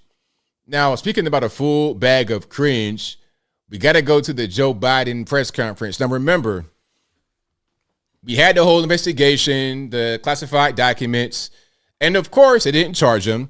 Although what Biden did is take documents from the White House when he was a vice president. You cannot do that. Only the president can take documents, classified documents from the White House after they leave, because the president has the ability to declassify on their own with no other nothing. They could just say, okay, stroke of a pen is done, declassified, these are mine. Now, Trump is being charged for taking documents and maybe not going through proper channels, I suppose, and not giving them back when they requested it. Now, my thing is, it's a reach because, okay, if the president has that power to declassify on their own with no other things, then why are you asking for him back? If he didn't go through the steps to declassify, why does it matter if he could just do it on his own anyway? Why would you make that be a thing? You're grasping for straws. So Trump can take documents from the White House, and he had them in Mar-a-Lago locked in the bathroom. The documents known about for a long time, and they told him, hey, okay, just put him in the room where it's locked and secure. That's what he did. Then they said we got to have him back. And then there was a conflict over that. Now, why do you need the documents back when you guys have the originals and or copies? Why do you need them back? Listen, if I print a document from a computer, put it into my book bag and take it home, why are you going to call me and say, hey, we need that back? It's like, I got it from the computer. You guys have the originals. I printed a copy. You guys have the originals. Why do you need my copy? So they're trying to charge Trump for that. But Biden takes documents he had no business taking at all, because you can't do that if you're the vice president. But it said, hey, we're not going to charge him, in part because he's an elderly old man who means well, and he has a very bad memory. The memory is so bad, according to the classified documents report, that many times during the interview, he cannot remember very important things like when his son Bo died, when he was the vice president. And when I say when, I mean the specific years. Okay, when did your son die? Okay, when were you the vice president? They said that right there in the report. So if the left are going to believe the report and say that it's okay, he shouldn't get charged, if you're going to accept that, then you got to also accept that his memory is declining and he did not remember when his son died or when he was the vice president. You can't take one and dismiss the other in the same report. It's simple. If you don't want to believe the report and you want to call Bob Hur a liar, then the whole report is thrown out. Then what? Did he steal the documents? Did he shit in the head? Should he get locked up? Big rocks, little rocks? What's going on? Anyway, so right after the report comes out, they have this guy do a press conference. And the reason why he does not do press conferences is because he does not speak well. He's stumbling, bumbling at best. He's stumbling, bumbling at best, which is why he does not do press conferences, okay? So let's watch this right here. This is a moment where he's talking about the president of Egypt, but refers to him as a different president. Let's check it out. The conduct of the response in the Gaza Strip has been over the top. I think that, as you know, initially the president of Mexico, Sisi, did not want to open up the gate to allow humanitarian material to get in. I talked to him. I convinced him to open the gate. I talked to Bibi to open the gate on the Israeli side. Okay, now, I'm no geography expert. I don't know everything in the world. I know most countries on planet Earth. I know most of the borders. But I think the country that's on the border of Israel is called Egypt, to the south and west, right? You got the Mediterranean Sea right there, if I'm not mistaken. And then right below that, you have the Sinai, and that's Egypt. Okay? Now, the president of Egypt is Sisi, but the president of Mexico is Obrador, not Sisi. Mexico? See, he'll do things like that all the time. he'll say the wrong word. Like, and then they say, oh, he's a stutterer. He'll say the wrong word sometimes. Look, I'm a stutterer. I'm not going to say the wrong place to put a word in to prevent from stuttering. You understand? I'm going to say a synonym of the same thing. Okay. Rather than replace, I'll say change. I'm not going to say Mexico rather than Egypt. That's not how that works. If you do that, you're just losing your mind. If you do that all the time, it's a pattern, you're losing your mind. If you do it one time, a mistake, and then if you say it, you're going to catch it. You may say Mexico and then be like, oh, I meant Egypt.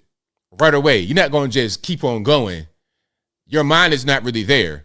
Okay. And he did this press conference right after they said his mind is going and he has very bad memory. All right. Now check it out. Here's one more.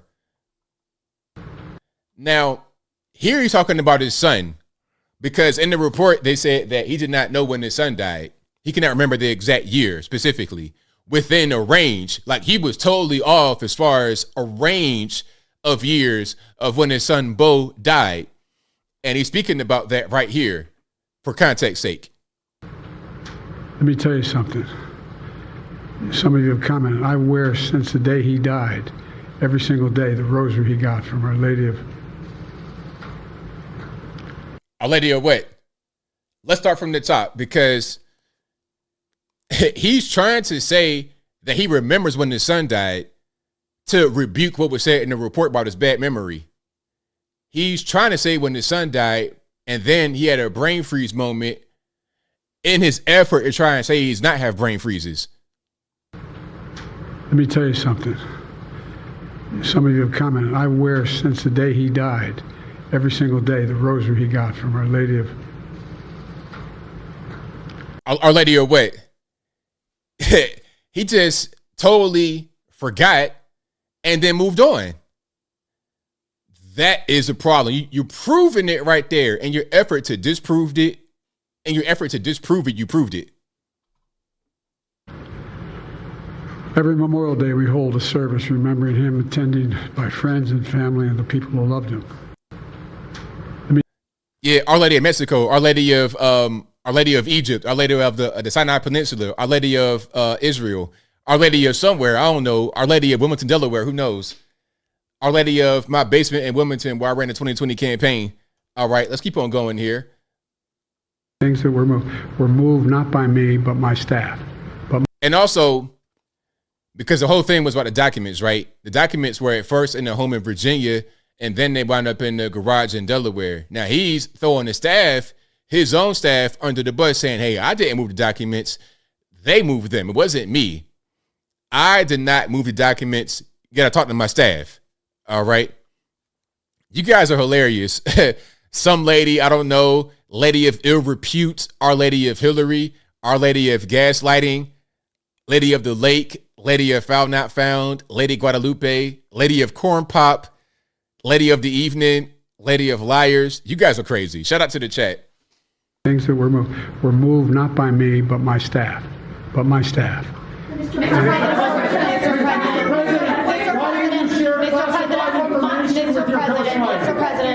Mr. President, for months when you were asked about your age, you would respond with the words, watch me. Many American people have been watching, and they have expressed concerns about your age. That is your judgment. That is your judgment. That is not the judgment of the press. They express concerns about your mental acuity. They say that you are too old. Mr. President, in December, you told me that you believe there are many other Democrats who could defeat Donald Trump. So why does it have to be you now? What is your answer to that question? I'm the most qualified person in this country to be President of the United States and finish the job I started. Do you believe that? Mr. President, why are you confusing the names of world leaders? Thank you, everyone. Thank you very much. I did not share classified information. I did not share it. With your ghostwriter? With my ghostwriter, I did not. Guarantee you did not. But the special counsel said in the report he that did not say that. Okay. He did not say that. But Mr. President, let me answer your question. The fact of the matter is, what I didn't want repeated, I didn't want him to know, and I didn't read it to him, was I had written a long memorandum to President Obama why we should not be in Afghanistan. And I was of this multiple pages. And so what I was referring. This is bad. This is really bad. This was a train wreck of a press conference. It really was. I think maybe he wanted to go out there and prove that he still has it. The staff had to be like, yo, Joe, please don't do it. Please don't do it. But if he wants to go do it, what are they going to do to stop him? This was terrible. This was really bad. I mean, it goes on for a while. I'm not going to sit here and watch this guy just crumble apart like one of them granola bars. If you touch it one time, it'll break it to 1,000 pieces. But yeah, he was a mess during the press conference. But that's your president, 81 million votes, allegedly, 81 million. Let's keep on rocking and rolling. If you like what you're hearing so far, please give the video a thumbs up. Like the video, share the video, do all of that good stuff. That'll help me out tremendously. Alrighty, let's check this out. We got to talk about our main man, Tucker Carlson and Vladimir Putin, the interview that broke the interwebs, that broke the minds of many of the old school, lamestream political establishment in Washington, D.C., a lot of the alphabet letter organizations, ABC, CBS, CNN, etc., they are triggered, butthurt, and everything above over the interview. That was weird because here's the thing. Can I show you guys a meme? I think I showed a meme last time, but I have an updated meme that drives the point home even more. It drives it home even more, and this is pretty important to look at. Okay, check it out. Now, you have all these people that interview Putin over the years. All these people.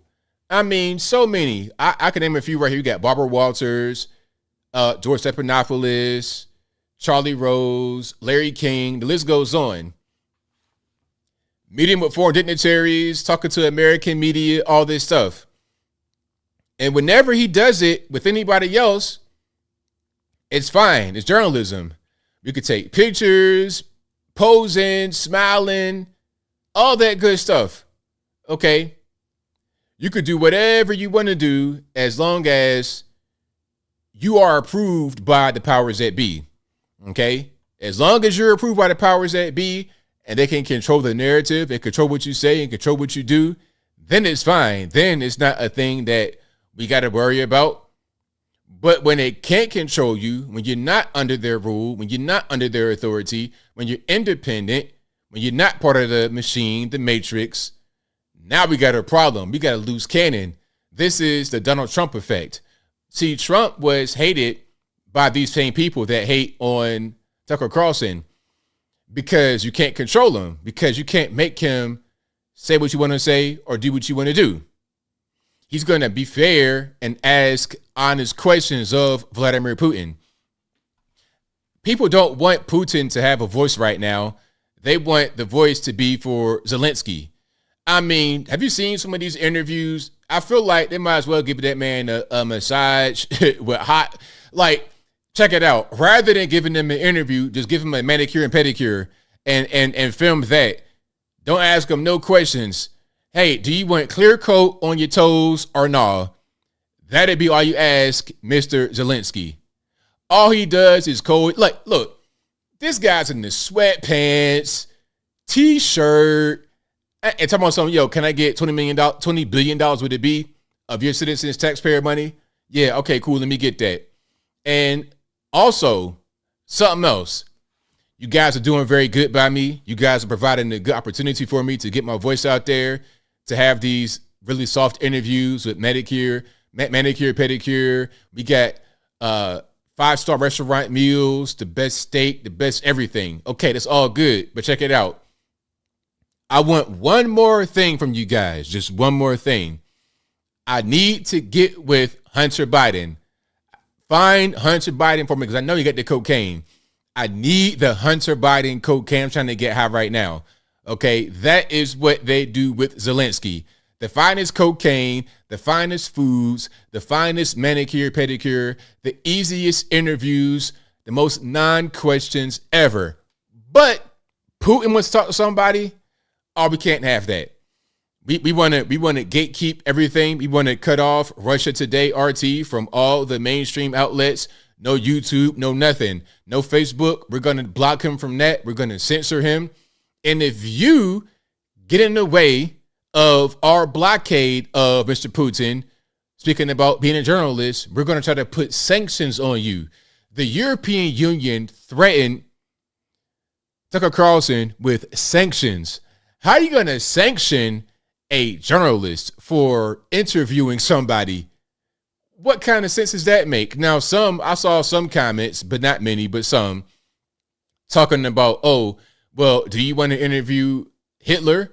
Why not? Sure. Okay. I don't love people that I watch interviews from. I may hate them. So what? I want to hear what they got to say. Why can't I hear what they got to say? Why not? Why can't I hear what they got to say and give them credit or criticize? Whatever I want to do.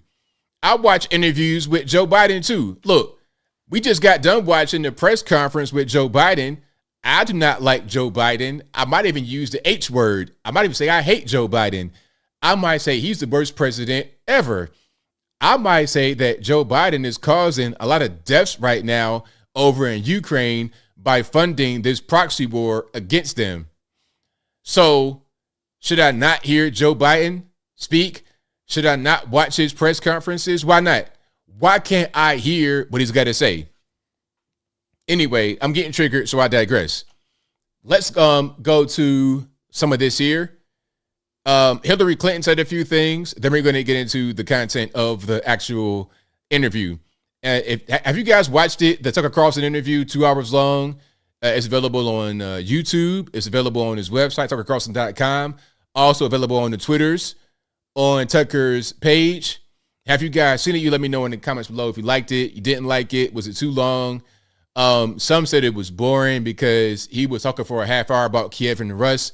But I've said that here on a live show about Kiev and Rus. I've said that over and over again. I said before I heard him say it on the interview years ago, I was saying these are the same people.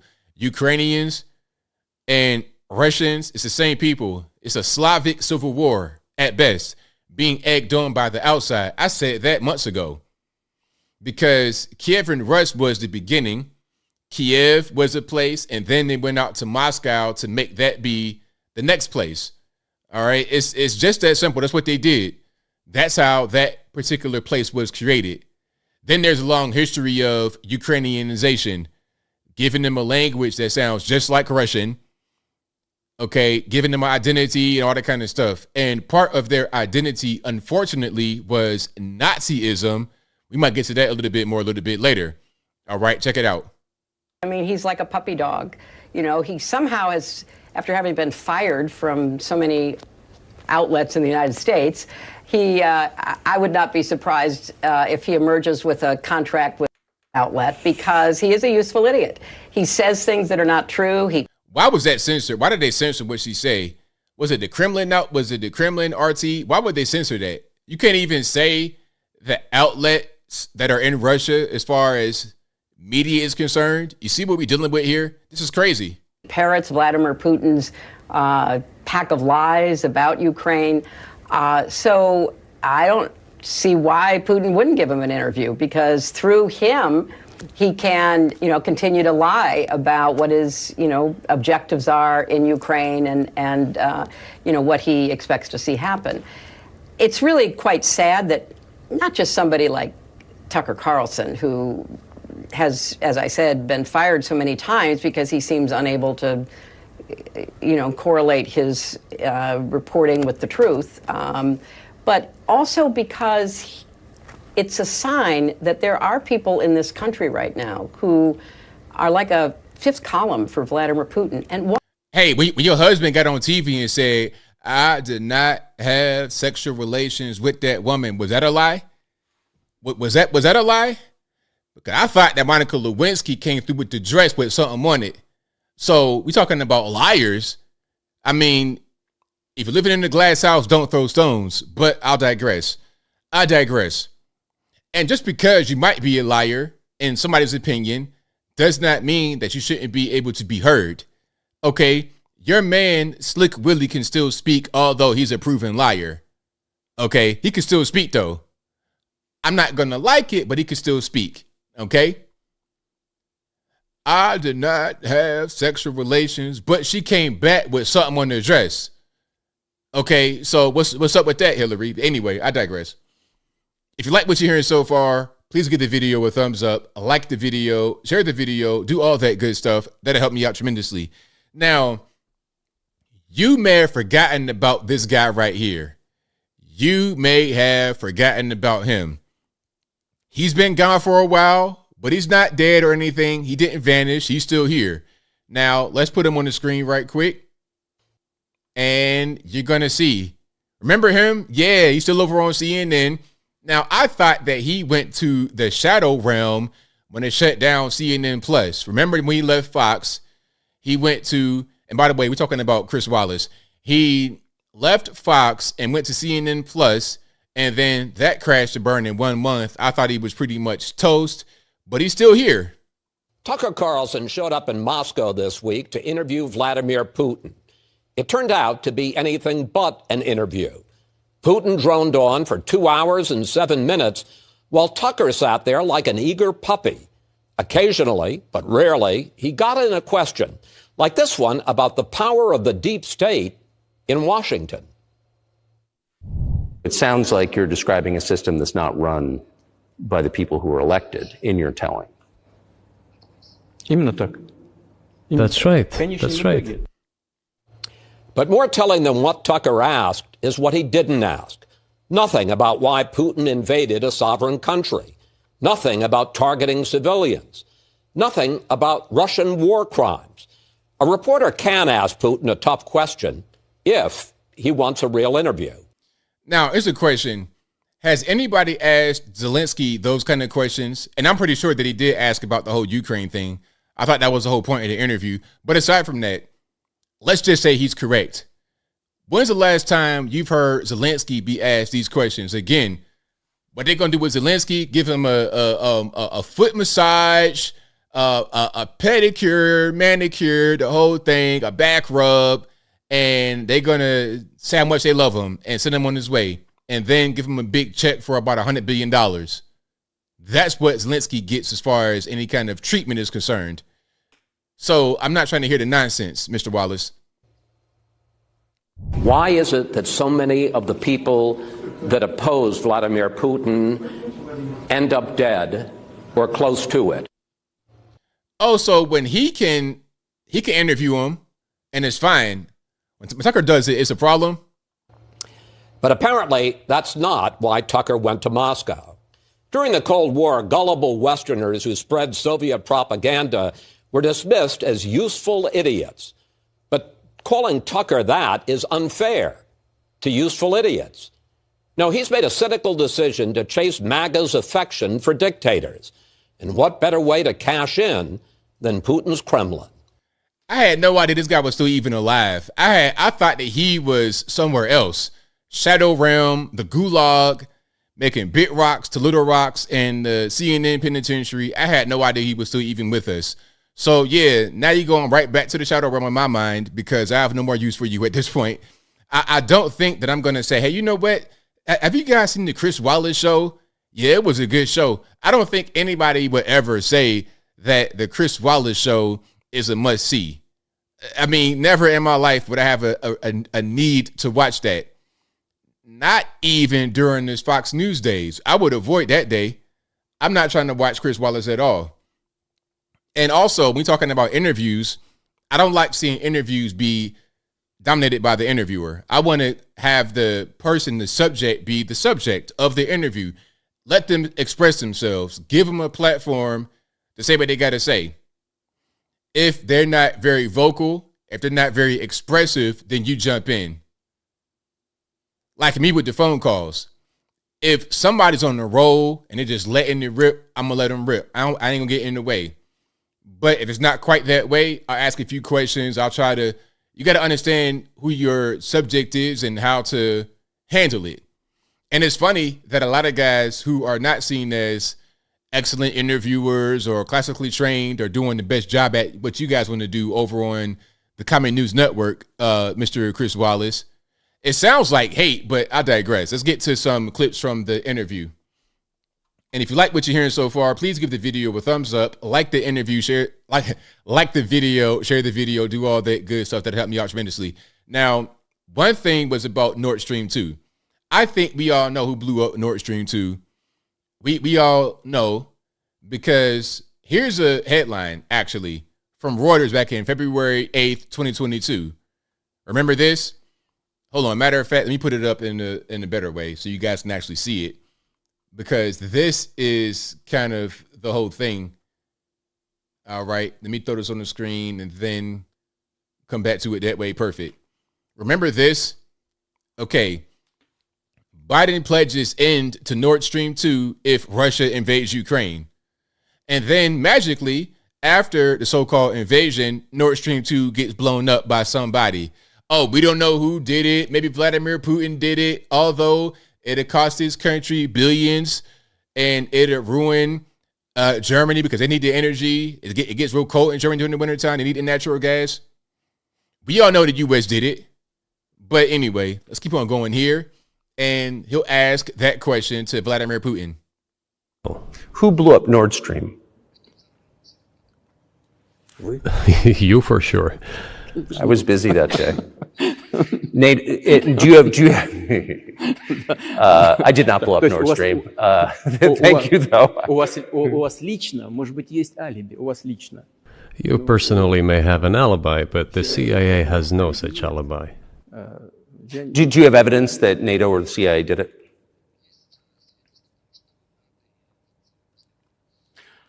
Знаете, You know, I won't get into details, but people always say in such cases, look for someone who is interested. But in this case, we should not only look for someone who is interested, but also for someone who has capabilities. Because there may be many people interested, but not all of them are capable of sinking to the bottom of the Baltic Sea and carrying out this explosion. These two components should be connected.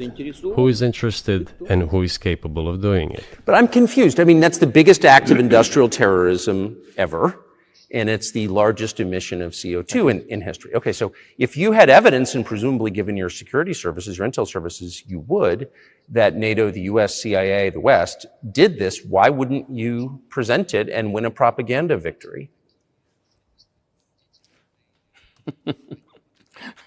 In the war of propaganda, it is very difficult to defeat the United States, because the United States controls all the world's media and many European media. The ultimate beneficiary of the biggest European media are American financial institutions. Don't you know that? So it is possible to get involved in this work, but it is cost prohibitive, so to speak. We can simply shine the spotlight on our sources of information, and we will not achieve results. It is clear to the whole world what happened, and even American analysts talk about it directly. Absolutely. Now, one thing about Putin and also other world leaders like Xi Jinping, a lot of these guys, they'll speak their native language whenever they are anywhere. But I'm sure, I'm going to say I'm 100% certain that Vladimir Putin speaks many languages, including English especially. But he's not going to speak it right now because same thing with Xi Jinping. He always wants his people to understand what he's saying. So if you got a nation of 1.3 billion who speak Chinese, you're going to speak Chinese wherever you are, even if you can't speak English. Okay. And let's not forget that Putin was an intelligence officer. So he's going to be very smart and he's going to be able to get information. And part of that is being able to understand different languages. Okay. So I'm sure that he speaks English. Like, I mean, come on. But he's not going to speak that because he's a president of Russia and he's got to be understood back in Russia. Simple. All right. Let's keep on rocking here. Yeah, of course he speaks English. Yeah, of course. Yeah, like, yeah. Let's keep on going here. And I'm going to play a little bit more. Then we're going to get to some calls. If you like what you're hearing, you know what to do. Let's see if I got one good one here. Oh, here was a really good one. Really, really good one. All right, let's check it out. One of our senior United States senators from the state of New York, Chuck Schumer, said yesterday, I believe, that we have to continue to fund the Ukrainian effort, or U.S. soldiers, citizens could wind up fighting there. How do you assess that?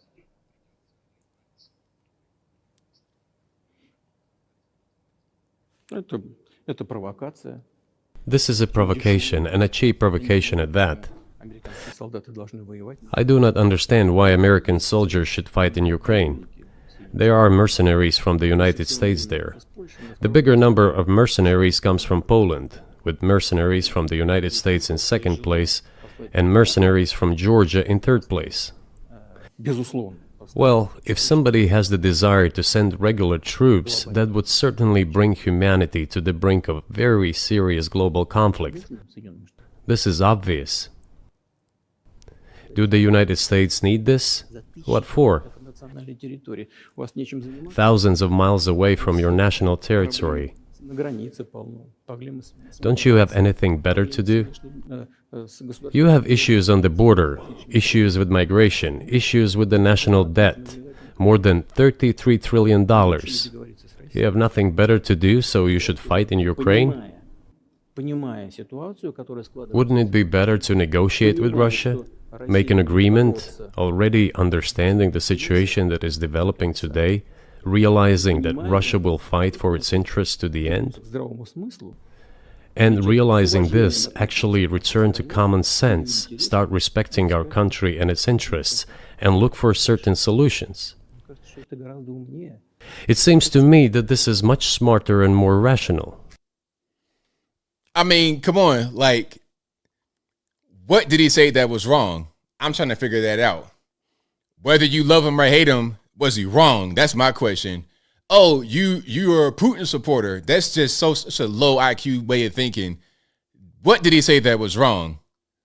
Like, tell me that, and then we can keep on moving. Now, shout out to the super chat I just got. Shout out to you. Let me see if I can check it out right quick, because I wanted to read that. Thank you to Jamie. Jamie says, play the video of Putin singing Blueberry Hill. Okay, let's check it out. I found it. RP headphone users, let's go ahead and throw it up here. And RT, shout out to you guys. Shout out to my old friends at RT. Please don't ban me.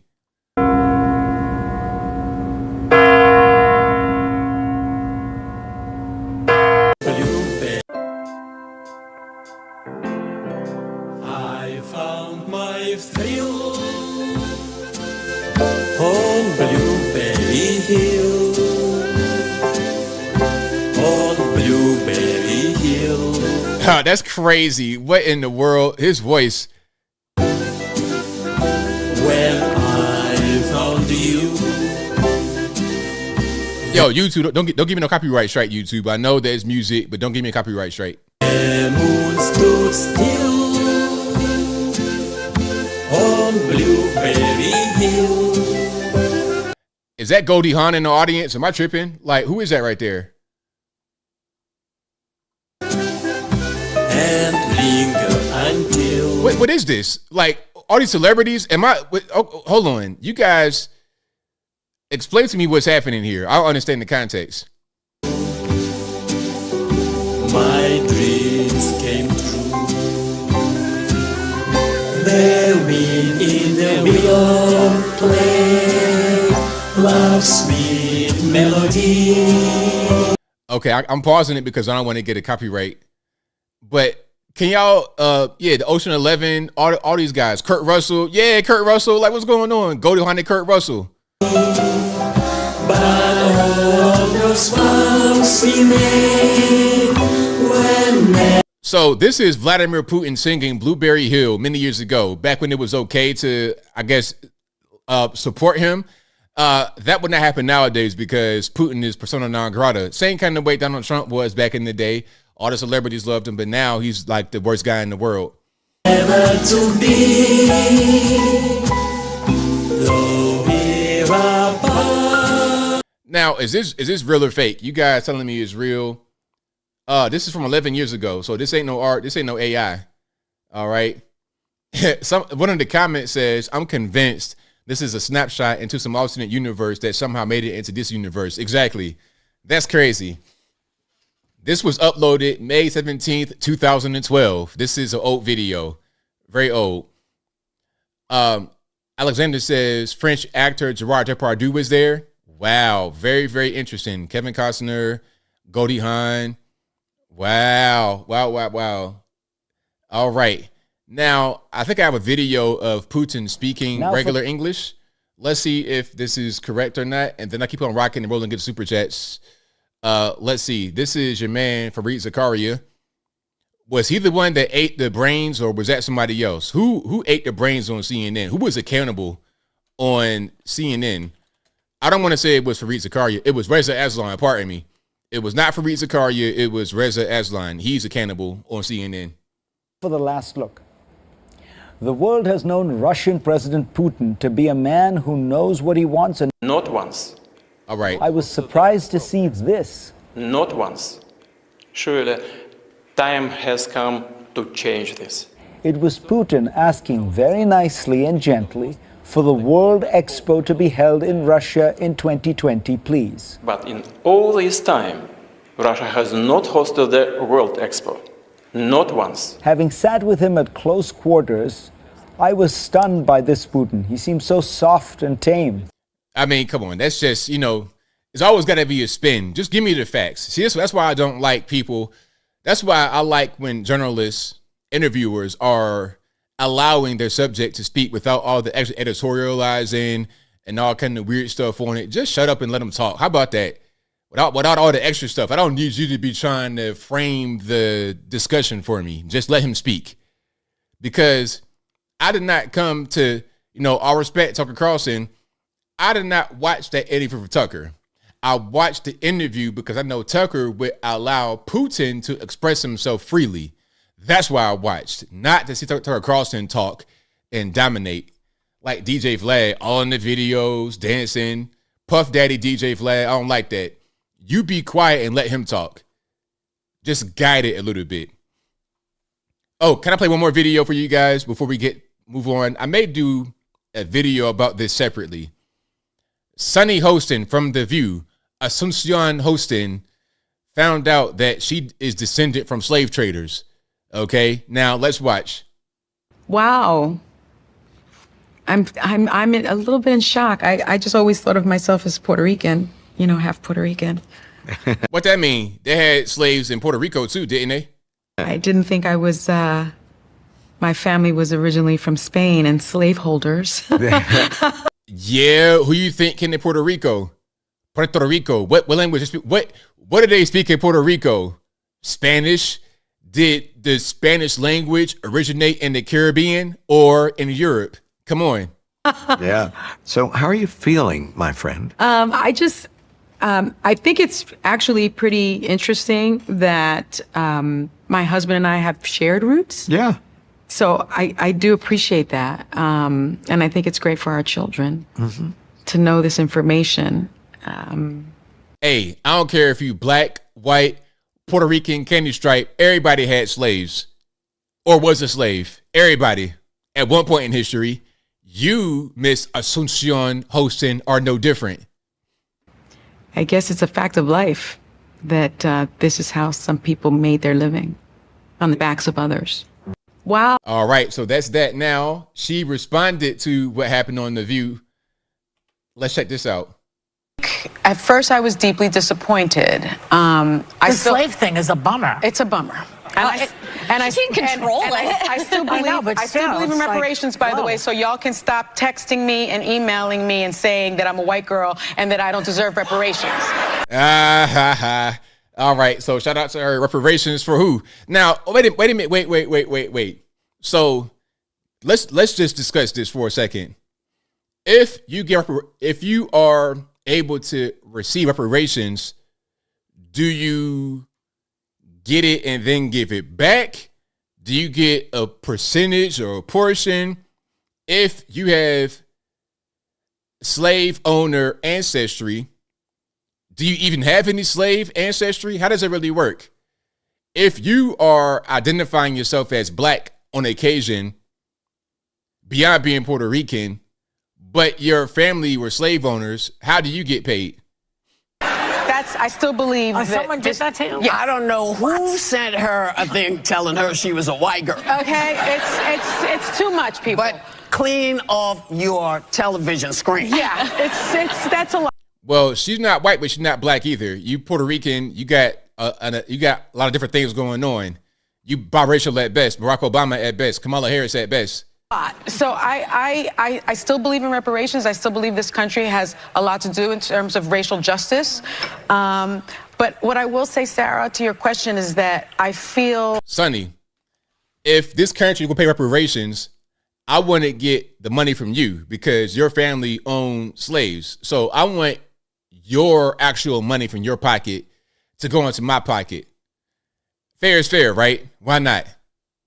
That I'm enriched by knowing that history. I'm enriched, and I'm enriched by knowing that my family has come so far from being enslavers to my mother marrying my father. Oh yeah, you know what?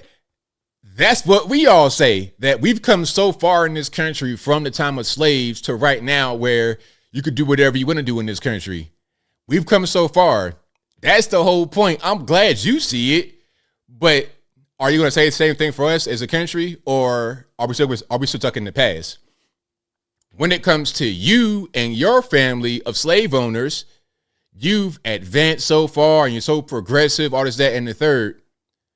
But those of us who did not own slaves, who might have come here after slavery, I was here during slavery. I wasn't here. I'm not that old. But I can we got roots that go all the way back to slavery. But not all of us were here during slavery. Okay? We've come very far as a nation, but you don't recognize that. Only for yourself. Anyway, I digress.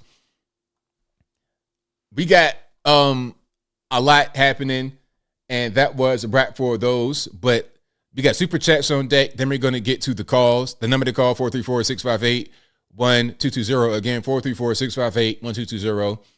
Thank you to Apple Bacher, All Puff Daddy, who says, ABL, what you doing for Super Bowl? What snacks you eat? I might go to a bar, actually. Hooters or something like that. That might be the wave. But it's going to be packed. It's going to be packed. So we'll see. And snacks, like Fritos, chips and dip, that's my way for snacks during the big game. Apple also says, ABL, do you think Biden's press conference was a deliberate setup by deep state to make him look bad? Do you think Democrats want GOP to call for a 25th Amendment? I think yes to both, for sure. Absolutely. Apple also says, love video on Chicago community, loving on Trump, right on. Good video for that, for sure. Apple also says, but you think community will vote for Michelle Obama? Yes. I mean, look, the community may say certain things, but we are far away from voting majority for a Republican. The most you might get is a 5 to 10%. If we get a 10% decrease in Democratic Party voting, that'll change things. But I don't expect anything more than that, unfortunately. All right. Also, Apple says, how many accents can you do, ABL? So funny. I'm not sure. I got a few, like more, I guess you would say, black sounding accents I can do, but I'm not really sure about other ones. You know, I'll try to practice my other ones. Apple also says, ABL, you write with a pencil or a pen, cursive or print? Always keep a pen. Yeah, keep a pen. Something like this, ballpoint pen, something easy. Maybe even like a, what's the other one called? Like the pointier tip. But a ballpoint pen is pretty easy. It won't go dry on you. It's pretty simple. And I could write cursive. That's fine. Usually in cursive. For signatures and stuff like that, of course. Apple also says, everybody be hating on Taylor Swift. In fairness, she has done a lot of charity work for a very long time. She meets with sick children in the hospital. Hey, shout out to her. Yeah, I mean, I don't got no hate. I recognize her. I recognize her celebrity and her power. I was saying earlier, she's like Michael Jackson. I didn't really understand how big of a person that she was or is. I had no idea until I just, did my due diligence in my Googles and researched her and went out and spoke to people. The Swifties are dead serious. It's like Hulkamania on steroids for sure. Also, Apple says ABL bigger talent, Michael Jackson or Prince. Michael, ain't no question. Michael Prince. I'm not saying Prince was a bum, but Michael. I mean, it's not even close. That's like saying Michael. That's like to compare Michael Jackson to Prince is like comparing. It's like comparing Jordan to Kobe, in my opinion. Also, Apu says, R.I.P. Toby Keith. He gave Taylor Swift her big break. That could Monique Price, who says, I'm a native New Yorker who's been living in Tampa for the last 3 years. The difference is like night and day. Even the air is better. Yes, indeed.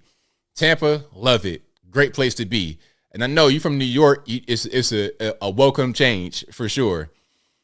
Shout out to Frederick Craig, who says, do you believe they're going to replace Biden at DNC with superdelegates? ABL 2028? I don't think so. That's not going to happen. He also says, Tucker won interviewing Putin. Fox covered it. Yeah, that was crazy. Hold on. Let me see if I can find the picture right quick. Because this was crazy the way that they did it. I got to find that picture if I can. Right quick. Y'all hang tight. And if you like what you're hearing so far, please give the video a thumbs up. Like the video, share the video, do all that good stuff. That'll help me out tremendously. I gotta find it because that was wild. Yeah, here we go. Shout out to Grand Dope Memes on the Twitters. Shout out to Grand Dope Memes. Y'all follow him. But you see here Tucker being on Fox at one point with his show, and then he's off of Fox, and then Fox is forced to cover Tucker's new network when he's interviewing Vladimir Putin. And then on the other side of the screen, you have the Barney, Mo, Sislike, Simpsons meme, where Fox is throwing Tucker out of the building, and Fox is like, okay, got that done. And then Tucker right behind Fox again after it threw him out. You can't quit me. I'm going to be here. You're going to cover me and show me regardless. So that was a beautiful moment. Beautiful moment.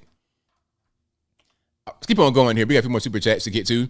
Thank you to Matt, who says, it's a suicide pact in the cult. Abandoning a nuclear family is key to maintaining power. In Jonestown, they gave the drink to the kids first. Wow, that's deep. Thank you to Trump Rocks for becoming the ABL member. Thank you to New Girl for your super chat. Thank you to Bugging Out with the Roaches, who says, hi, ABL, longtime viewer, first-time commenter. Thank you for all the work that you do. I'm also looking forward to your new channel. Can't wait. Thank you for that. I really, really appreciate you. Thank you to Jay Flo, who says, bye. More 2-way to save the day. Appreciate you, ABL. Thank you for that. Thank you to Matthew again, who says, Rock went heel like Hollywood Hulk Hogan, NWO, and the new world order. Thank you to Trump Rocks for the donation. I appreciate you, boss. Thank you to Bina, who says they were scared of what Putin would say. Do you think Tucker held back? I don't think so at all. I think Tucker allowed Putin to speak and express himself and didn't try to curtail him or block him or overtalk him. I think it was very well done. Thank you to Santo Bartez, who says mainstream media is state propaganda, so anyone outside of the approved channels is villainized to keep the people mesmerized with the approved message. 1,000% correct. Thank you to Jamie, who says, play the video. I played a video earlier of Putin singing Blueberry Hill. Thank you to LXDX, who says, yes, she will get reparations and give them to me. Thank you to Slenderella Charming, who says, the best way to predict your future is to create it. Thumbs up, Trump 2024, full force, all in, 100, and go Chiefs. With the prairie emoji, thank you for great content, ABL. Thank you for your support, as always. I most certainly appreciate you. All right, we got calls on deck. Y'all know the drill. The number to call, 434-658-1220. Again, 434-658-1220. Pizza Machine's asking me what the channel's about. So my new channel, it'd be more about just general social issues. I'll talk about how to eat and diet and relationships and things of this nature. More just like more relaxed kind of, not really political content, just more relaxed stuff. Like every now and again, I talk about food and diet and how not to be a bit back, how not to be 800 pounds, that kind of stuff. But not just that, not just fitness, but also how to conduct yourself. And, you'll see when I do it, you'll understand. I may react to some videos. Like, here's an example. I know I'm taking a lot of time from the call, so pardon me. Y'all got to just rock with me. I'm kind of just on the road here. It is not. Now, this video I'm going to talk about because this guy approached a young lady in a coffee shop and he got a really bad rejection and he's wondering what happened. And I could tell the young man exactly what he did wrong and what to do next. I will be your uncle and tell you some advice. You ever have that uncle that would be at a barbecue halfway drunk and give you some of the most sage advice ever? I'm that uncle. I'm Uncle ABL for sure. I'll be 40 years old this year. I have the gray beard. I have embraced the uncle role. I got a bunch of nieces and nephews already, so I'm an uncle. That's my job. And I'm here to give you the advice that you need from your uncle, all right? Even if you're older than me, it's okay. I'm still the uncle. It's all right. Not easy to be a single man in your 30s in America today. I just went to Starbucks to order a vanilla latte with an extra shot, and Well, that's first mistake right there. I don't want to do this right now, but when I do it, you'll see it, and then it'll make a lot of sense. All right. Oh, and if you want to see that particular clip I played right there, go to my Twitter. My Twitter, I'm kind of already going down that direction. Take calls, ABL, when I get ready, when I'm ready. But anyway, the number to call 434-658-1220. Y'all give me a second, and we keep on rocking and rolling here. And there's also an email for Skype. If it doesn't work right, don't blame me. Blame the white man because you know it ain't my fault. All right. I might be here for a little while longer because I was taking a little bit of time, and I was late too. You know, I was on ABL time or CP time, whatever you want to call it. All right, Matt, what's going on? Anthony, what's good? I'll wait 1 second for your audio. All right, we should be good. Hey, you could start a male version of The View called The Crew or something like that. I look forward to like more men advice. Yeah, for sure. Hey, we're like 80s babies and stuff like that. I noticed you like the Hulk Hogan and the Ninja Turtle stuff. And you probably watched Star Trek Next Generation. Y'all notice that not Oprah, but Whoopi Goldberg's looking a lot like a Klingon. She went from looking like Gaia. I used to think she was the best actor in the world because she plays this like really smart, stoic, kind of speaks last person to the. I mean, I'm like, damn, that's a good actor because that's like real far from like who she really is. And now she's looking like a Klingon. Yeah, that's crazy. Like, I didn't even really put two and two together because I was looking at her like, what's up with his hairstyle and just her general disposition. And then when you put it together for me, it clicked. Yeah, she's going for it. Full send. I loved how you did not know who Audrey Plaza was. No idea. Because at the same time when you were talking about how these comedians are just realizing that Joe Biden is a racist and stuff like that, and you kind of reminded me of my cousin Vinny when he was just trying to describe to that guy who saw things through his screen and through the bush that had all the trees on them, and but Marissa Tomei is pretty fine too. So she's like the new Audrey Plaza is like the new version of Marissa Tomei. So that's who she is. Ah, okay. Oh geez. And then your point about the reporters kind of really made me laugh because the guy with the airplane.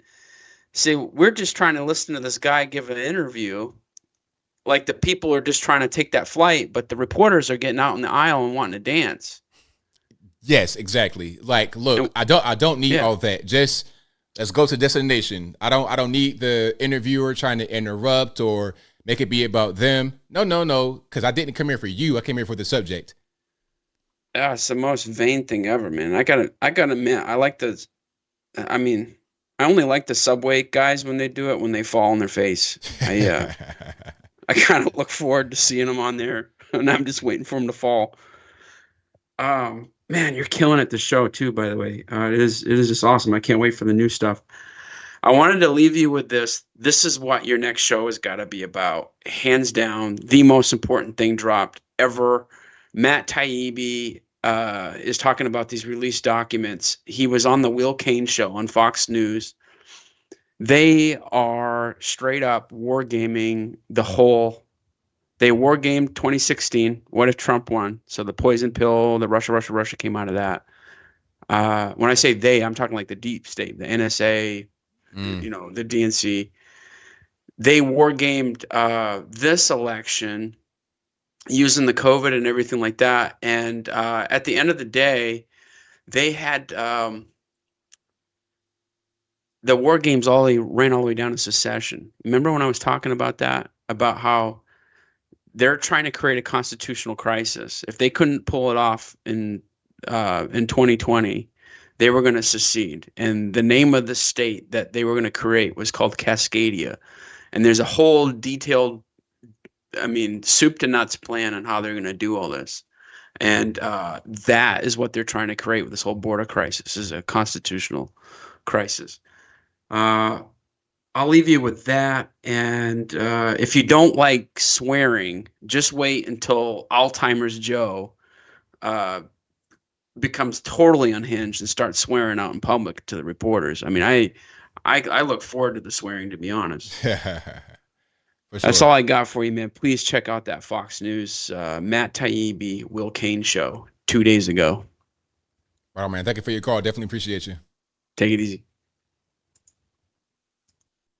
Yeah, it's going to be something, though. I got to see that Matt Taibbi show you're speaking about, but also Biden out there just cussing in public. I can't wait.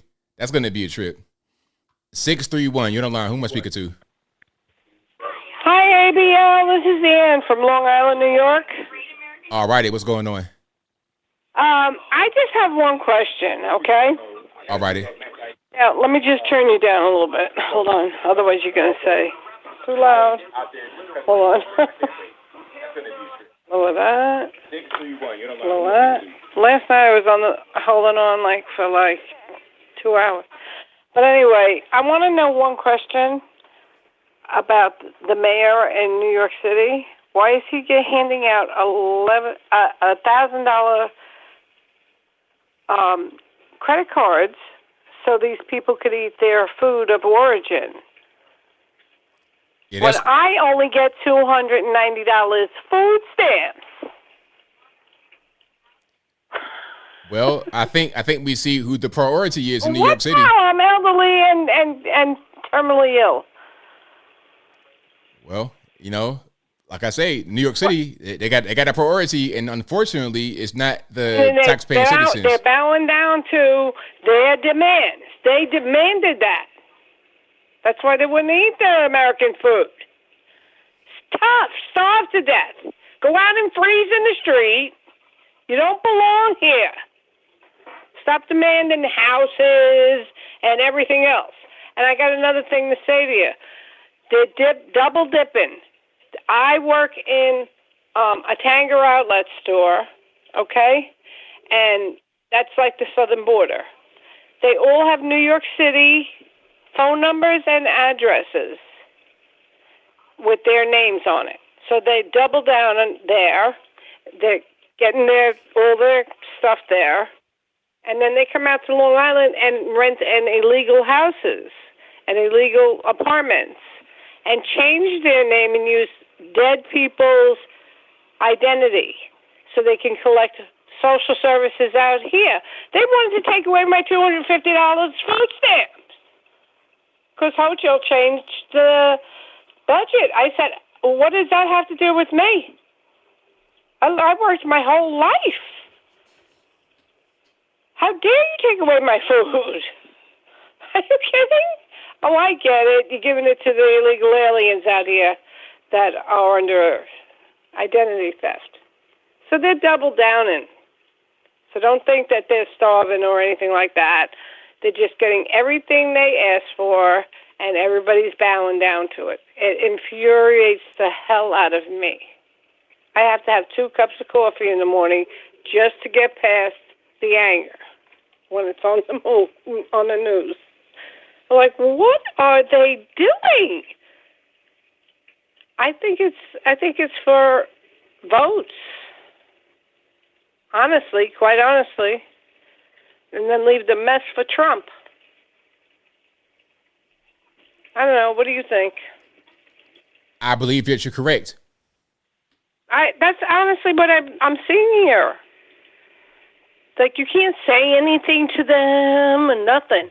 Like, one kid came into the store with his father that are clearly illegal aliens, and he goes, "Do you give a veteran discount?" I said, "Yes, we do. And it's 10% off." So anyway, he goes, "Well, his son has a veteran's card." He was a 10-year-old. I said, "A veteran's card?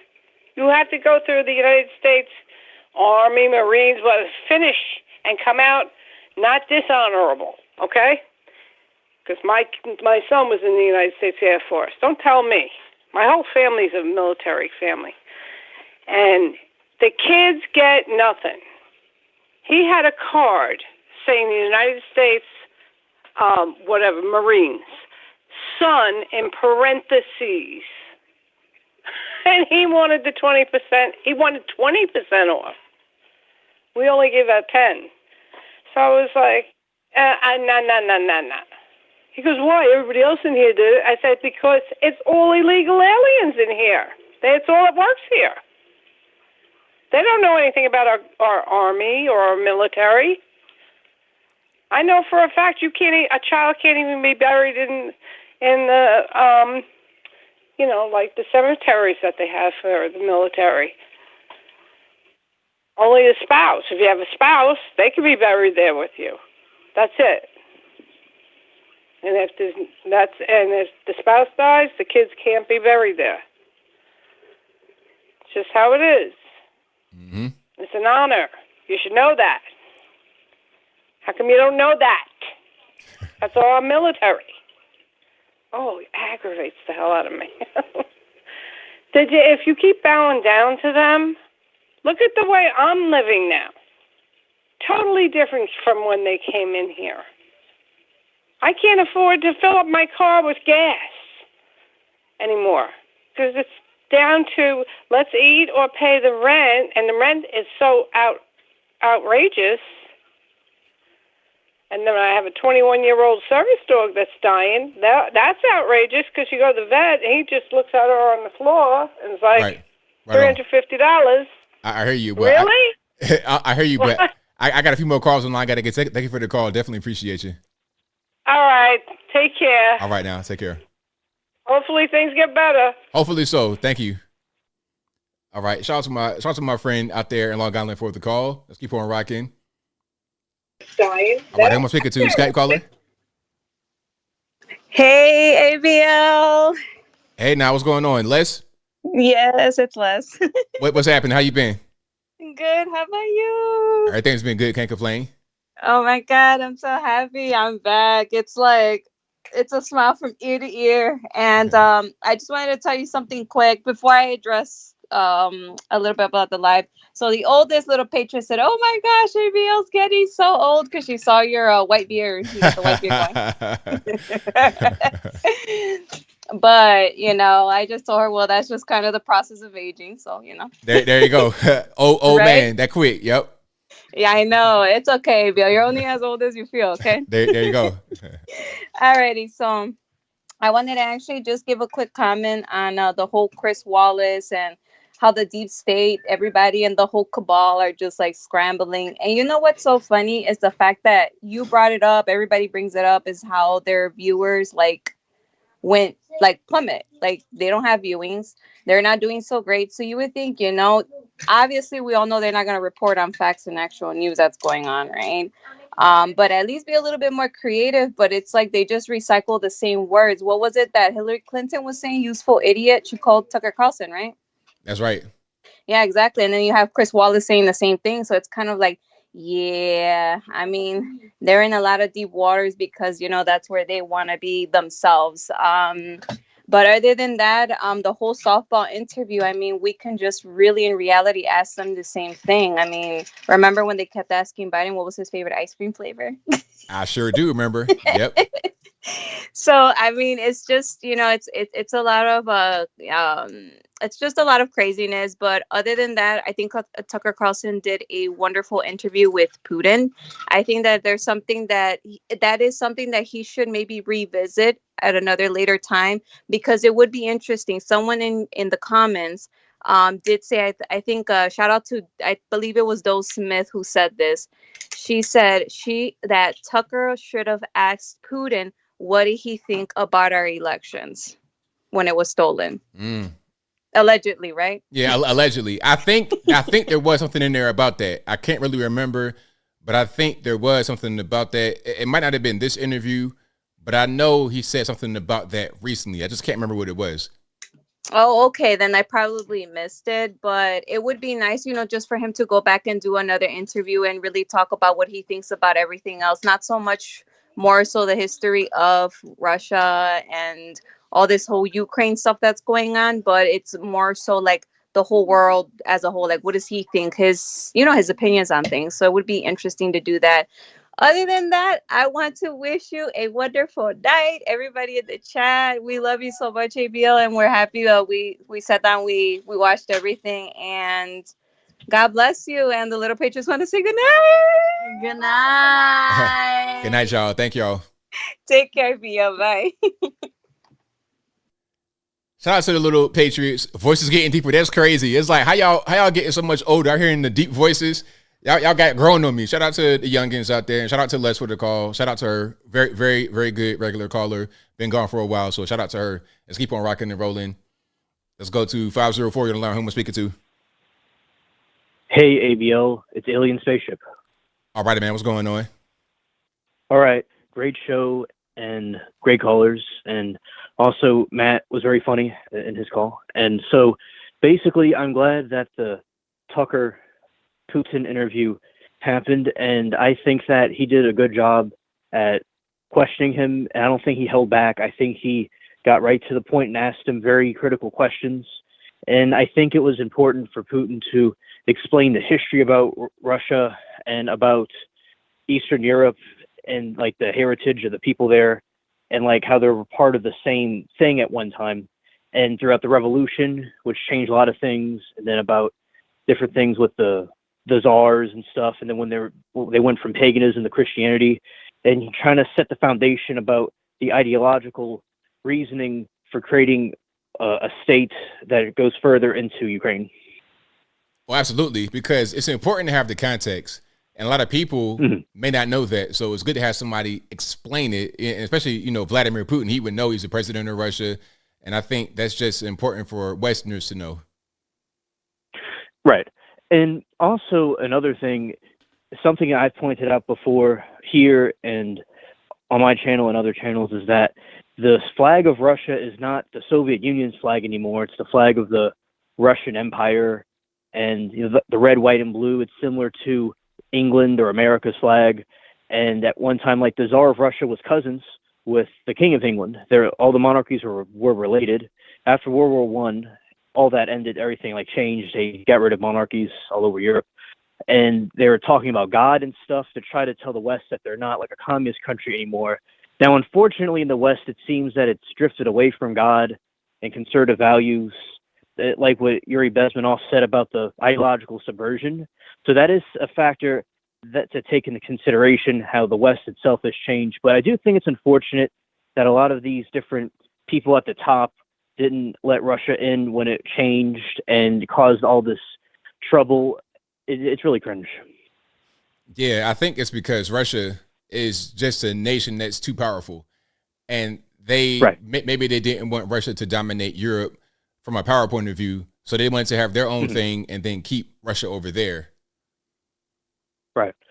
Okay, that's a very good explanation. Thank you. And also another thing, the concerning situation with the neo-Nazis over there and like what they're trying to do, 'cause I'm part German, and since a kid, I study a lot about the German history. Basically, they want to somehow create a new Reich, and that's what it was called, the Reich. And I guess they want to have like revenge on Russia and try to recreate it. And then these different groups, like the woke, the liberals, they're all like working together when they're enemies, but they both agree on attacking Russia. And it is a concerning situation that after the Second World War, it still survived, and they're still trying to do stuff. Yeah, absolutely. Right.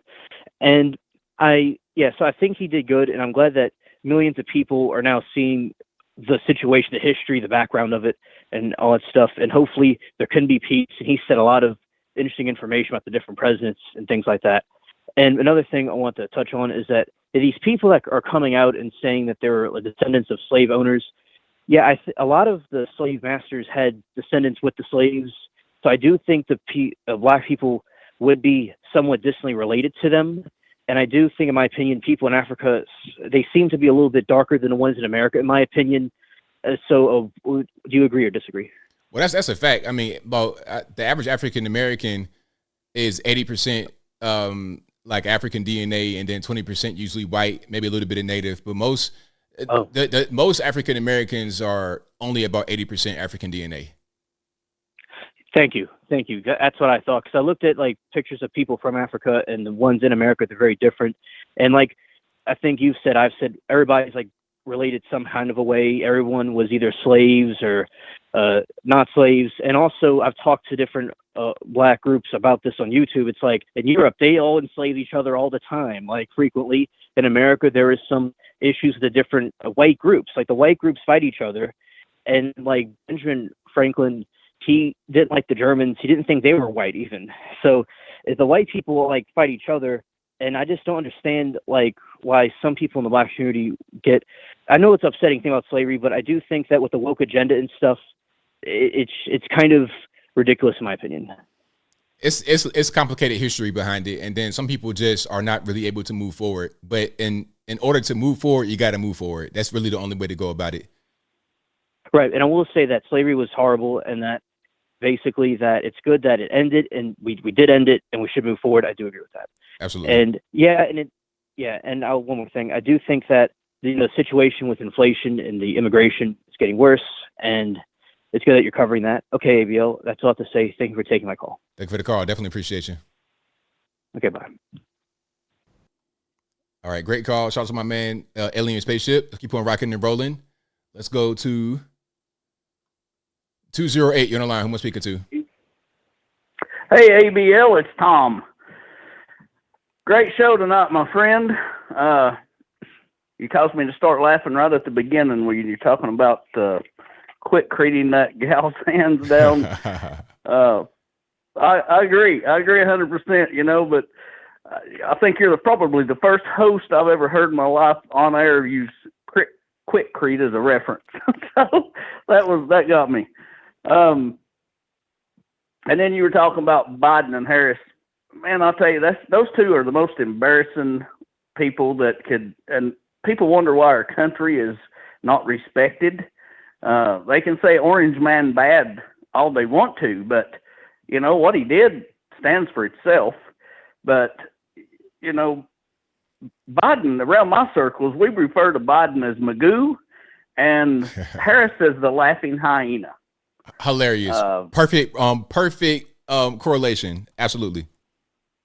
Yeah, but the thing about it is, I don't know if you've noticed this or it's just they've kept her off the camera, but I've seen her a couple of times, for a little bit of a time.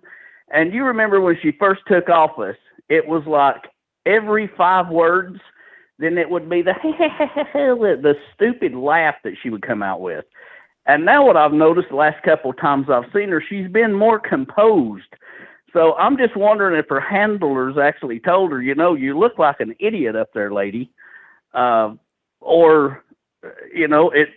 Something's changed in her. I don't know what it is, but I don't know if you've noticed it. I've not noticed it, but maybe they did tell her to just kind of ease up on it. And it's kind of strange because if they told her that, I think maybe they would have done it a while ago because it's been a problem for a while. So I don't really know what's going on. Well, you hear rumors circulate through the media and people, that's quit and left her staff speaking out about how she is just a monster. I guess worse than Hillary Clinton ever thought about being, but I guess she is just a total B word. And,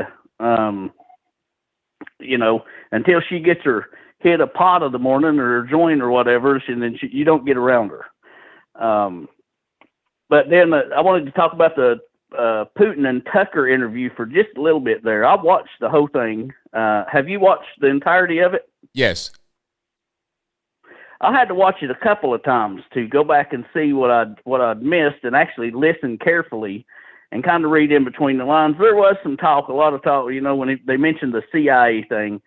I've heard that from other so-called conservative podcasts that I watched a few times that labeled Tucker as a CIA plant. And when I heard that at the time, I thought, well, where's that coming from?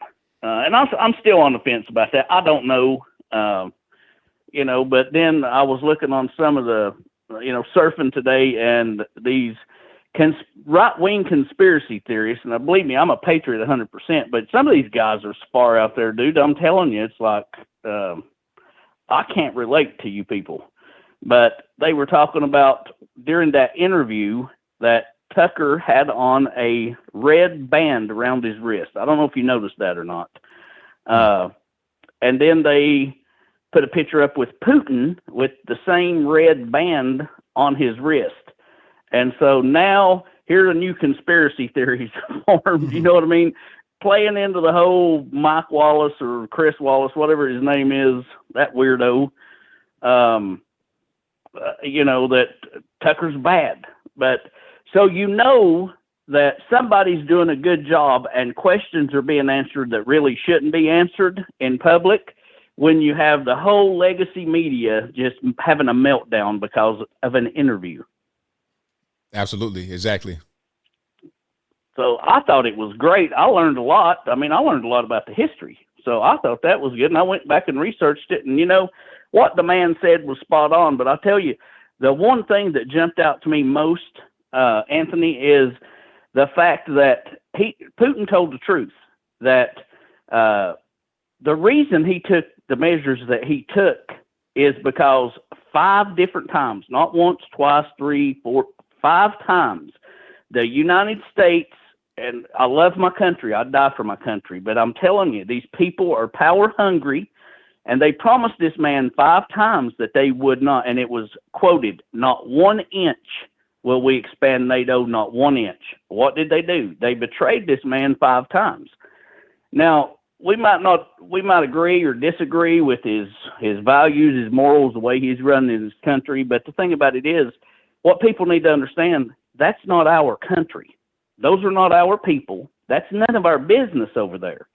And so if you make an agreement and you handle it like you used to do back in the old days, I'm sure you remember it, a man's word's a man's word. You shake somebody's hand, it's a done deal. You don't need to sign a contract. And then they broke their word 5 times to him. Yeah, I'd be a little worried about, parking nukes on my border if I was him. And I'm looking at it from a leadership point of view. If I ran my country and I was responsible for protecting my people, yeah, I would make dang sure that I had a buffer zone.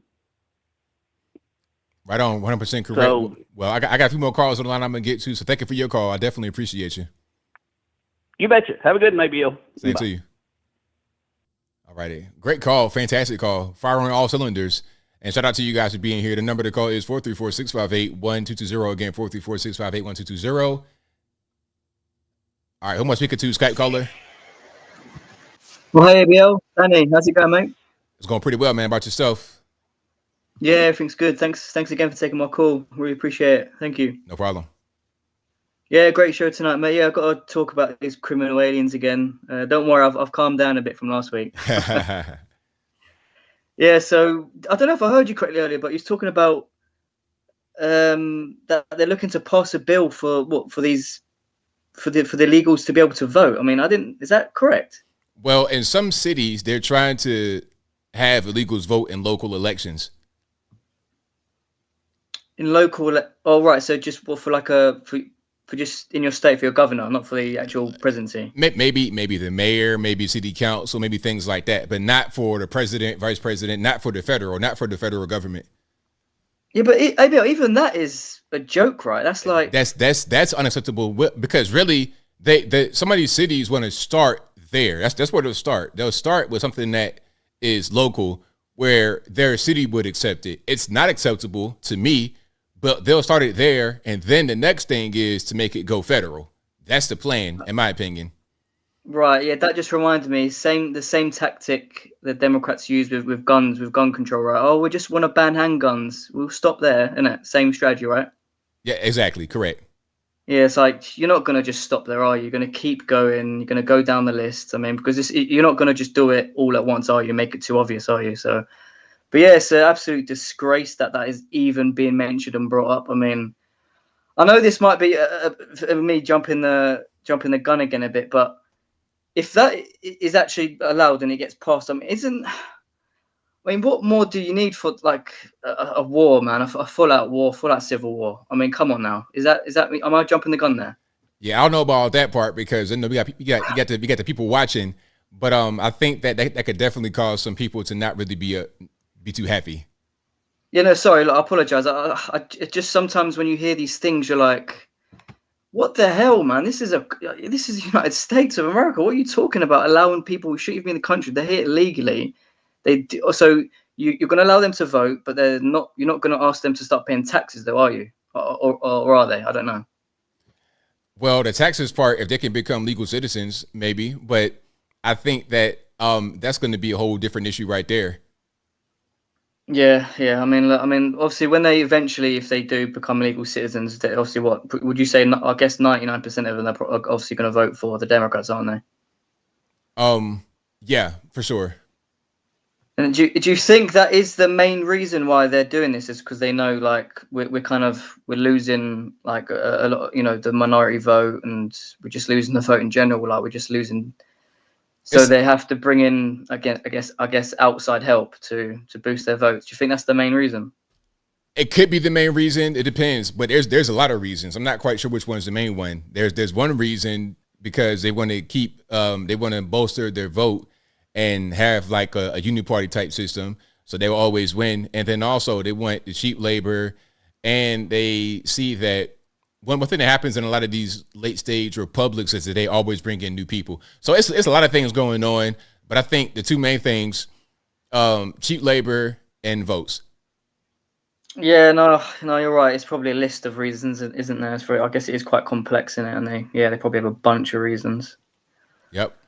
But yeah, I've not seen the Tucker interview yet, but it's so typical, isn't it, from what the mainstream media have come out with, just typical lies and spinning this, spinning that, and I just think they're jealous and they're just salty because they didn't get the interview. I mean, I guarantee you, if you asked any of these CNN or MSNBC sort of journalists, Putin will interview said he'll let you interview him tomorrow, would you do it?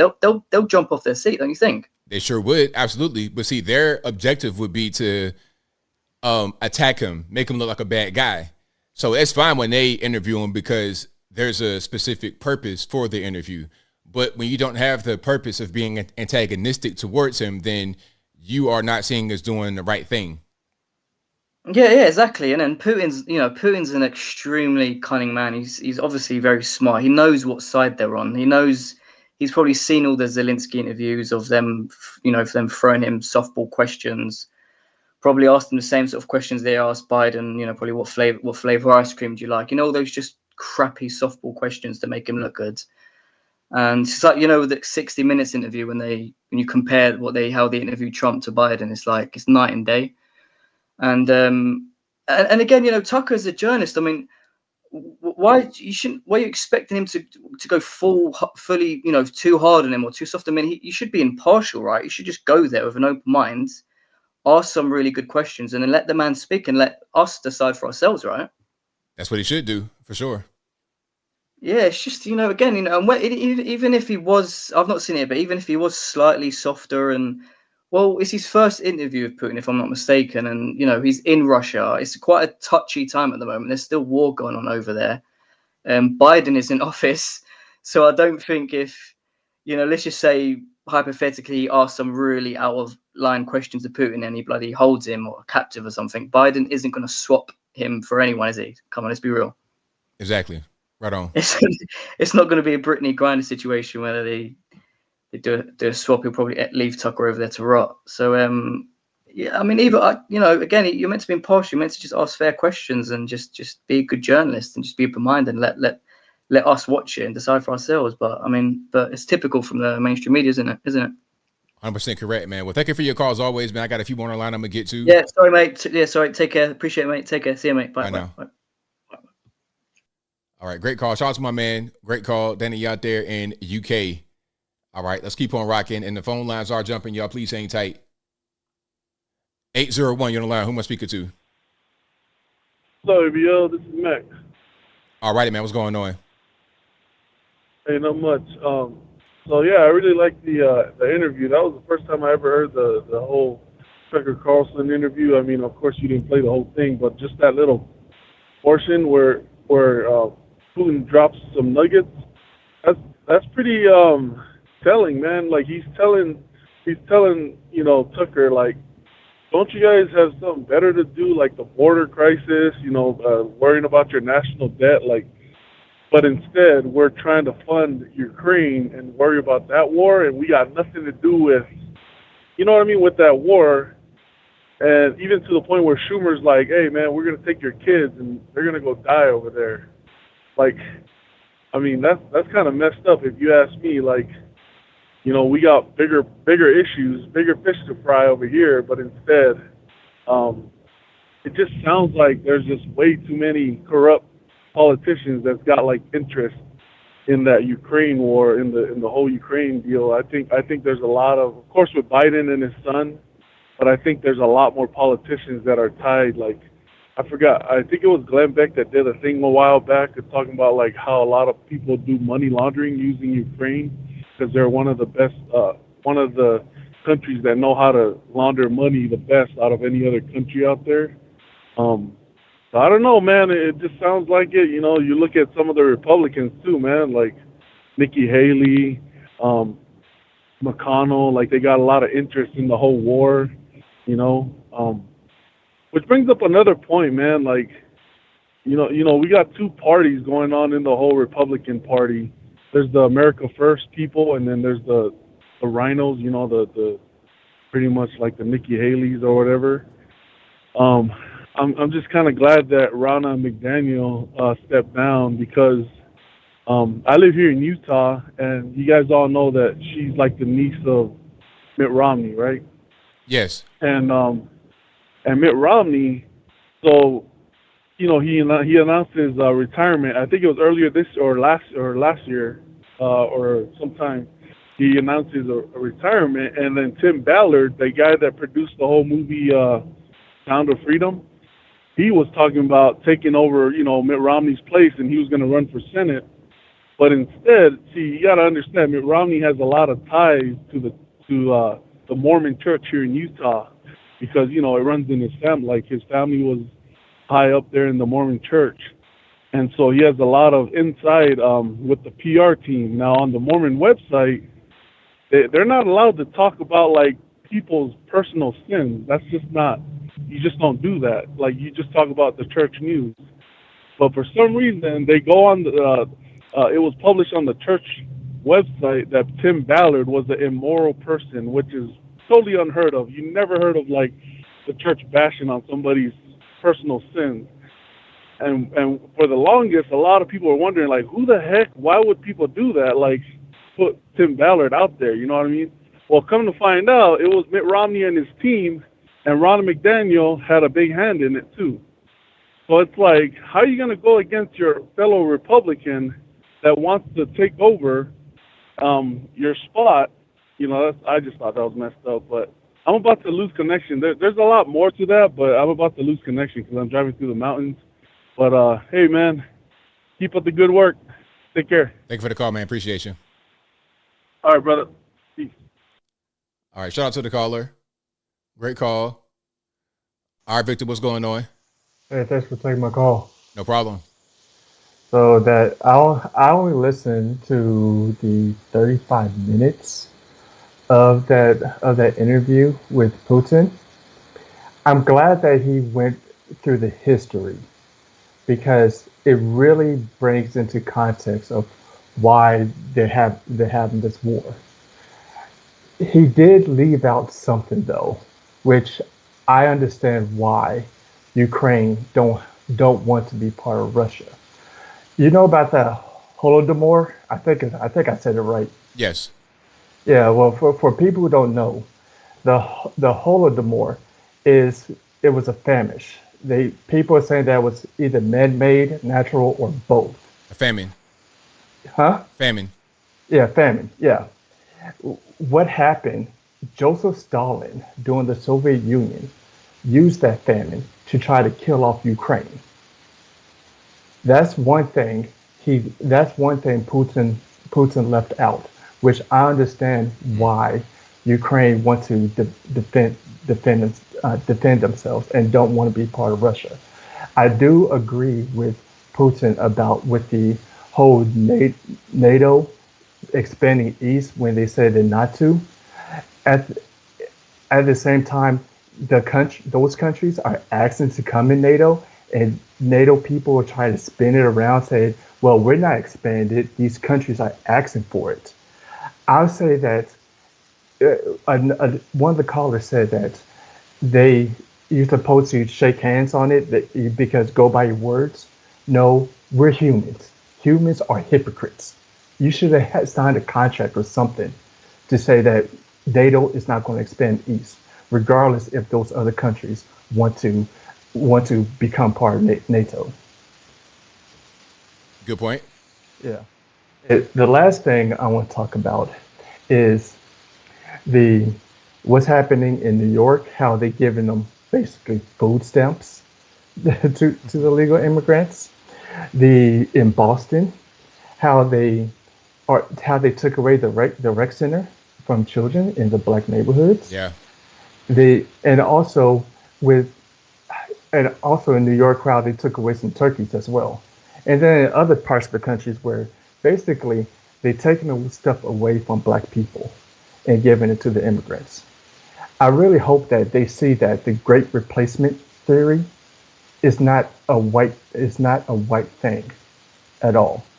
Look what they're doing to the black community, and look who they're trying to replace first.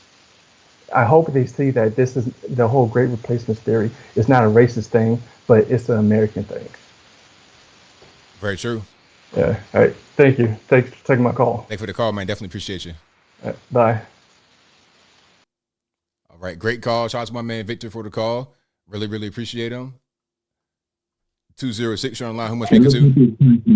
Yo, ABL. I hope they see that. That's me. The whole Great Replacement theory. Man, I've been wanting to talk to you. All the real street niggas over here. We over here playing Street Fighter on the joystick and shit, and Street Fighter 2. Why?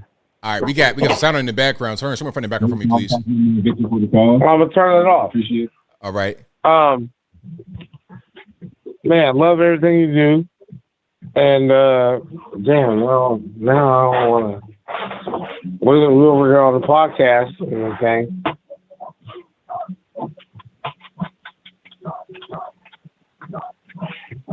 Man, ABL, I'm sorry. It's all good, man. Like, if you just wanted to call and say what's up, I appreciate it, man. Thank you for your call. Appreciate it. All right, now. All right, shout out to the caller. It's all good. All right, let's. I'm gonna take a couple more. 860, you're on the line. Who am I speaking to? Hey, ABL, how you doing? It's F&A Ranger Xbox. It's all good, man. What's going on? Well, Anthony, I just want to say, great show. Oh, man, your popularity's growing and growing. I want to run through the list quick. When I cited that paper, the Google search, bacterial pneumonia in 1918, my point was that what happened was the Spanish flu stripped away the protective cells in your throat that keep the native bacteria that is in your mouth and your sinuses out of your lungs because it's toxic to your lung tissue. Okay. Now, what happened during the 1918 Spanish flu pandemic, the Spanish flu stripped away those protective cells. Then wearing the mask aggravated higher levels of CO2. The CO2 aggravated the bacteria. Henceforth, that paper written by the National Institute of Health, and 3/4 of the way down the page, you'll see that it was co-authored by Dr. Anthony Fauci. The mask and the higher levels of CO2 caused the bacteria to bloom, killing the majority of deaths was bacterial pneumonia, basically is what it all says. And it explains it in great detail how they studied soldiers' lung tissues from 1918 that was preserved in paraffin wax. So that's that. Okay. Moving on to Michelle Obama, I want to know every single detail of why their chef was found drowned and naked in 8 feet of water paddleboarding. And didn't his paddleboard have a safety strap? Because I've been swimming since 1965, and I surf. And if I was on a paddleboard and it had a safety strap, you can bet it's going to be put around my ankle, because I know that sometimes on water, the distance is much greater than what it actually is. And I don't want to be out there without the ability to come back alive. Follow me, brother? Right on. And so that's if Michelle Obama runs. Plus, I want a blood test. I want to know what the chemical composition is of the cells. Does she urinate nitrogen mostly or pneumonia mostly? Men and male mammals mostly urinate nitrogen. Females mostly urinate ammonia. That's why the grass dies when you have a female dog. I got 2 female Rottweilers. I know this. And male dogs or men, anywhere you urinate, same spot, it always grows because nitrogen is plant food. Nitrogen is also what they're saying is killing Europe. 77% of the Earth's atmosphere is nitrogen. 21% of the Earth's atmosphere is oxygen. 2% is other gases for a total of 100%. 0.04% of the Earth's entire atmosphere is CO2. I don't think it's that big of a deal. I really don't. ABL, what do you think? It's not. So that's basically all I got, brother. You got a great show going, great callers. I can't wait till that woman that calls you Anthony. You know what I mean, Anthony? I love that lady. Anthony, you have a great night. Take care. Thank you for the call. Appreciate you. Bye. Bye. All right, great call. Let's keep on rocking. 773 on the line. Uh-oh. Okay. Let me catch 773, and then I think I have to, you know what I mean? 773, you don't know how much we could do. ABL, it's your retired Chicago police officer friend. Thanks for getting to my call, ABL. Listen, you know, the bottom line with all this is that, you know, the illegal aliens are here. And no matter what people say and how much, you know, we protest, they still have people coming over the border. We're still spending millions of dollars. At Washington State alone, you had the story, ABL, spent $500 million alone. You know, the bottom line is that they have all their eggs in one basket. They have it in the migrant basket here. And their only chance is to let as many illegals here and figure out how to get them to vote. Because you could see how frustrated they are. You could see it on The View when Whoopi Goldberg talks. They're frustrated. They don't know why any of these prosecutions are not working against Trump and against his popularity. He's becoming more and more popular, and they don't know what to do. And you know what? We could say what we want to say, but one of the privileges of winning and being in the White House, which the Biden administration is, regardless if it's being run by Obama or whoever it might be, you know, the administration might be in charge of the administration right now. One of the privileges is that you get to do what you want. It doesn't matter the outrage people have. You're still going to spend money. You saw that these little communities are popping up near Houston, Texas, where a lot of these illegal migrants are starting to, you know, build a home and make a spot for themselves. This is what's going to happen. You know, the cities like Chicago and like New York, they're mostly mad because they have to foot the bill for themselves. They're mad because they're paying the check at the restaurant and they can't afford it. But in the philosophy of things, they're happy to have all these immigrants come across the border. They just don't want it to be their problem, but they want these voters. And you were 100% correct, ABL, in your assessment of why they're here. They're here to take over, to bring down the wages and to take over the working, but mostly they're here to vote. That's what they're here to do. And I don't want to demonize anybody, but the thing is, this administration has let them in. It's the biggest question going. And this is why the left also hates information. They don't want you getting information. That's what a true communist does, is to control the information that comes to your ears and your eyes. This is what they want to do. This is why they don't want you hearing an interview with Putin. They don't want any dissenting thing from their narrative, because you might learn something if you hear Putin's side, you hear the Ukraine side, you hear the Jewish side, you hear the Muslim side, you hear all sides. Regardless, judge for yourself. The truth, in a way. I hate to be so flowery about it, but the truth is going to pop to the top, and everything is going to be revealed.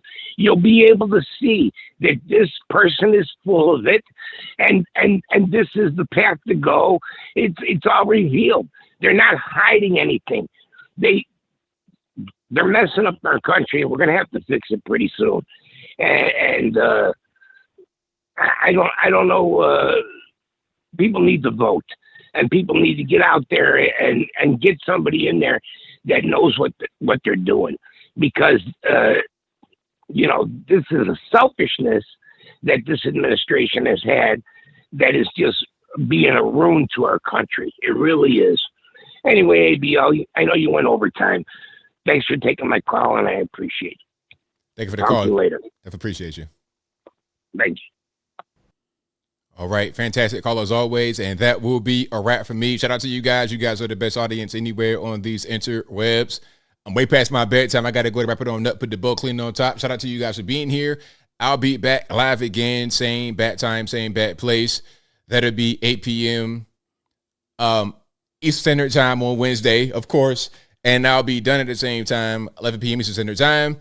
This will be available on your favorite audio streaming platform, whether that be Google Play, Apple iTunes, Spotify, etc. Link for that will be in the description box, or just go to your favorite audio streaming platform and search ABL Live. I should pop right on up. Shout out to you guys for being here. You guys are the best audience anywhere on these interwebs. Shout out to everybody for watching, retweeting, super chatting, whatever you're doing. I could not do the show without you. Shout out to the mods keeping the trolls in check. I really appreciate y'all for that. And I think I have a super chats. Let me see if I got some more. I'll read those right quick. Then I wrap it on up, put the bowl clean on top. All righty. Let me see. Where was I here? Thank you to F Ranger Xbox, who says Putin was riding the bear shirtless in Siberia. Bina says Putin took off his watch at the beginning of the interview. This is a sign of respect and undivided attention in that part of the world. Very interesting. I didn't notice that. Because you're not going to be checking to see what time it is and everything like that. My watch might be on, but I have an Apple Watch. I'm not trying to have it activate or distract me, because I get notifications and text messages and stuff like that. So, and then my watch is good for productivity, but it can also kind of get in the way when I'm trying to do stuff. When I do my videos and whatnot, I never have anything that's going to distract me. If I'm in the flow and I'm going and I'm talking, I don't want to have a distraction take me off and get me out of my train of thought. I don't want to have my watch derail me. Let me see. And thank you to Devin, who says, was Tucker trolling with his Ukraine colored tie? I didn't even notice that. Thank you to 66X, who says, you guys are awesome. And shout out to you guys. Shout out to 66X for gifting a membership. I appreciate it. Thank you to Carl Wagner for your donation. And thank you to F Ranger Xbox, who says Putin has been an ABL listener for years. I think he was taking notes on my calls. Tucker proved it. All righty. Shout out to you guys. You guys are fantastic. Again, I'll be live again on Wednesday at 8 p.m. Eastern Time to right around right now, 11 p.m. Central Time. So that'll be a wrap for me. Until next time, y'all be safe. I'm out and peace.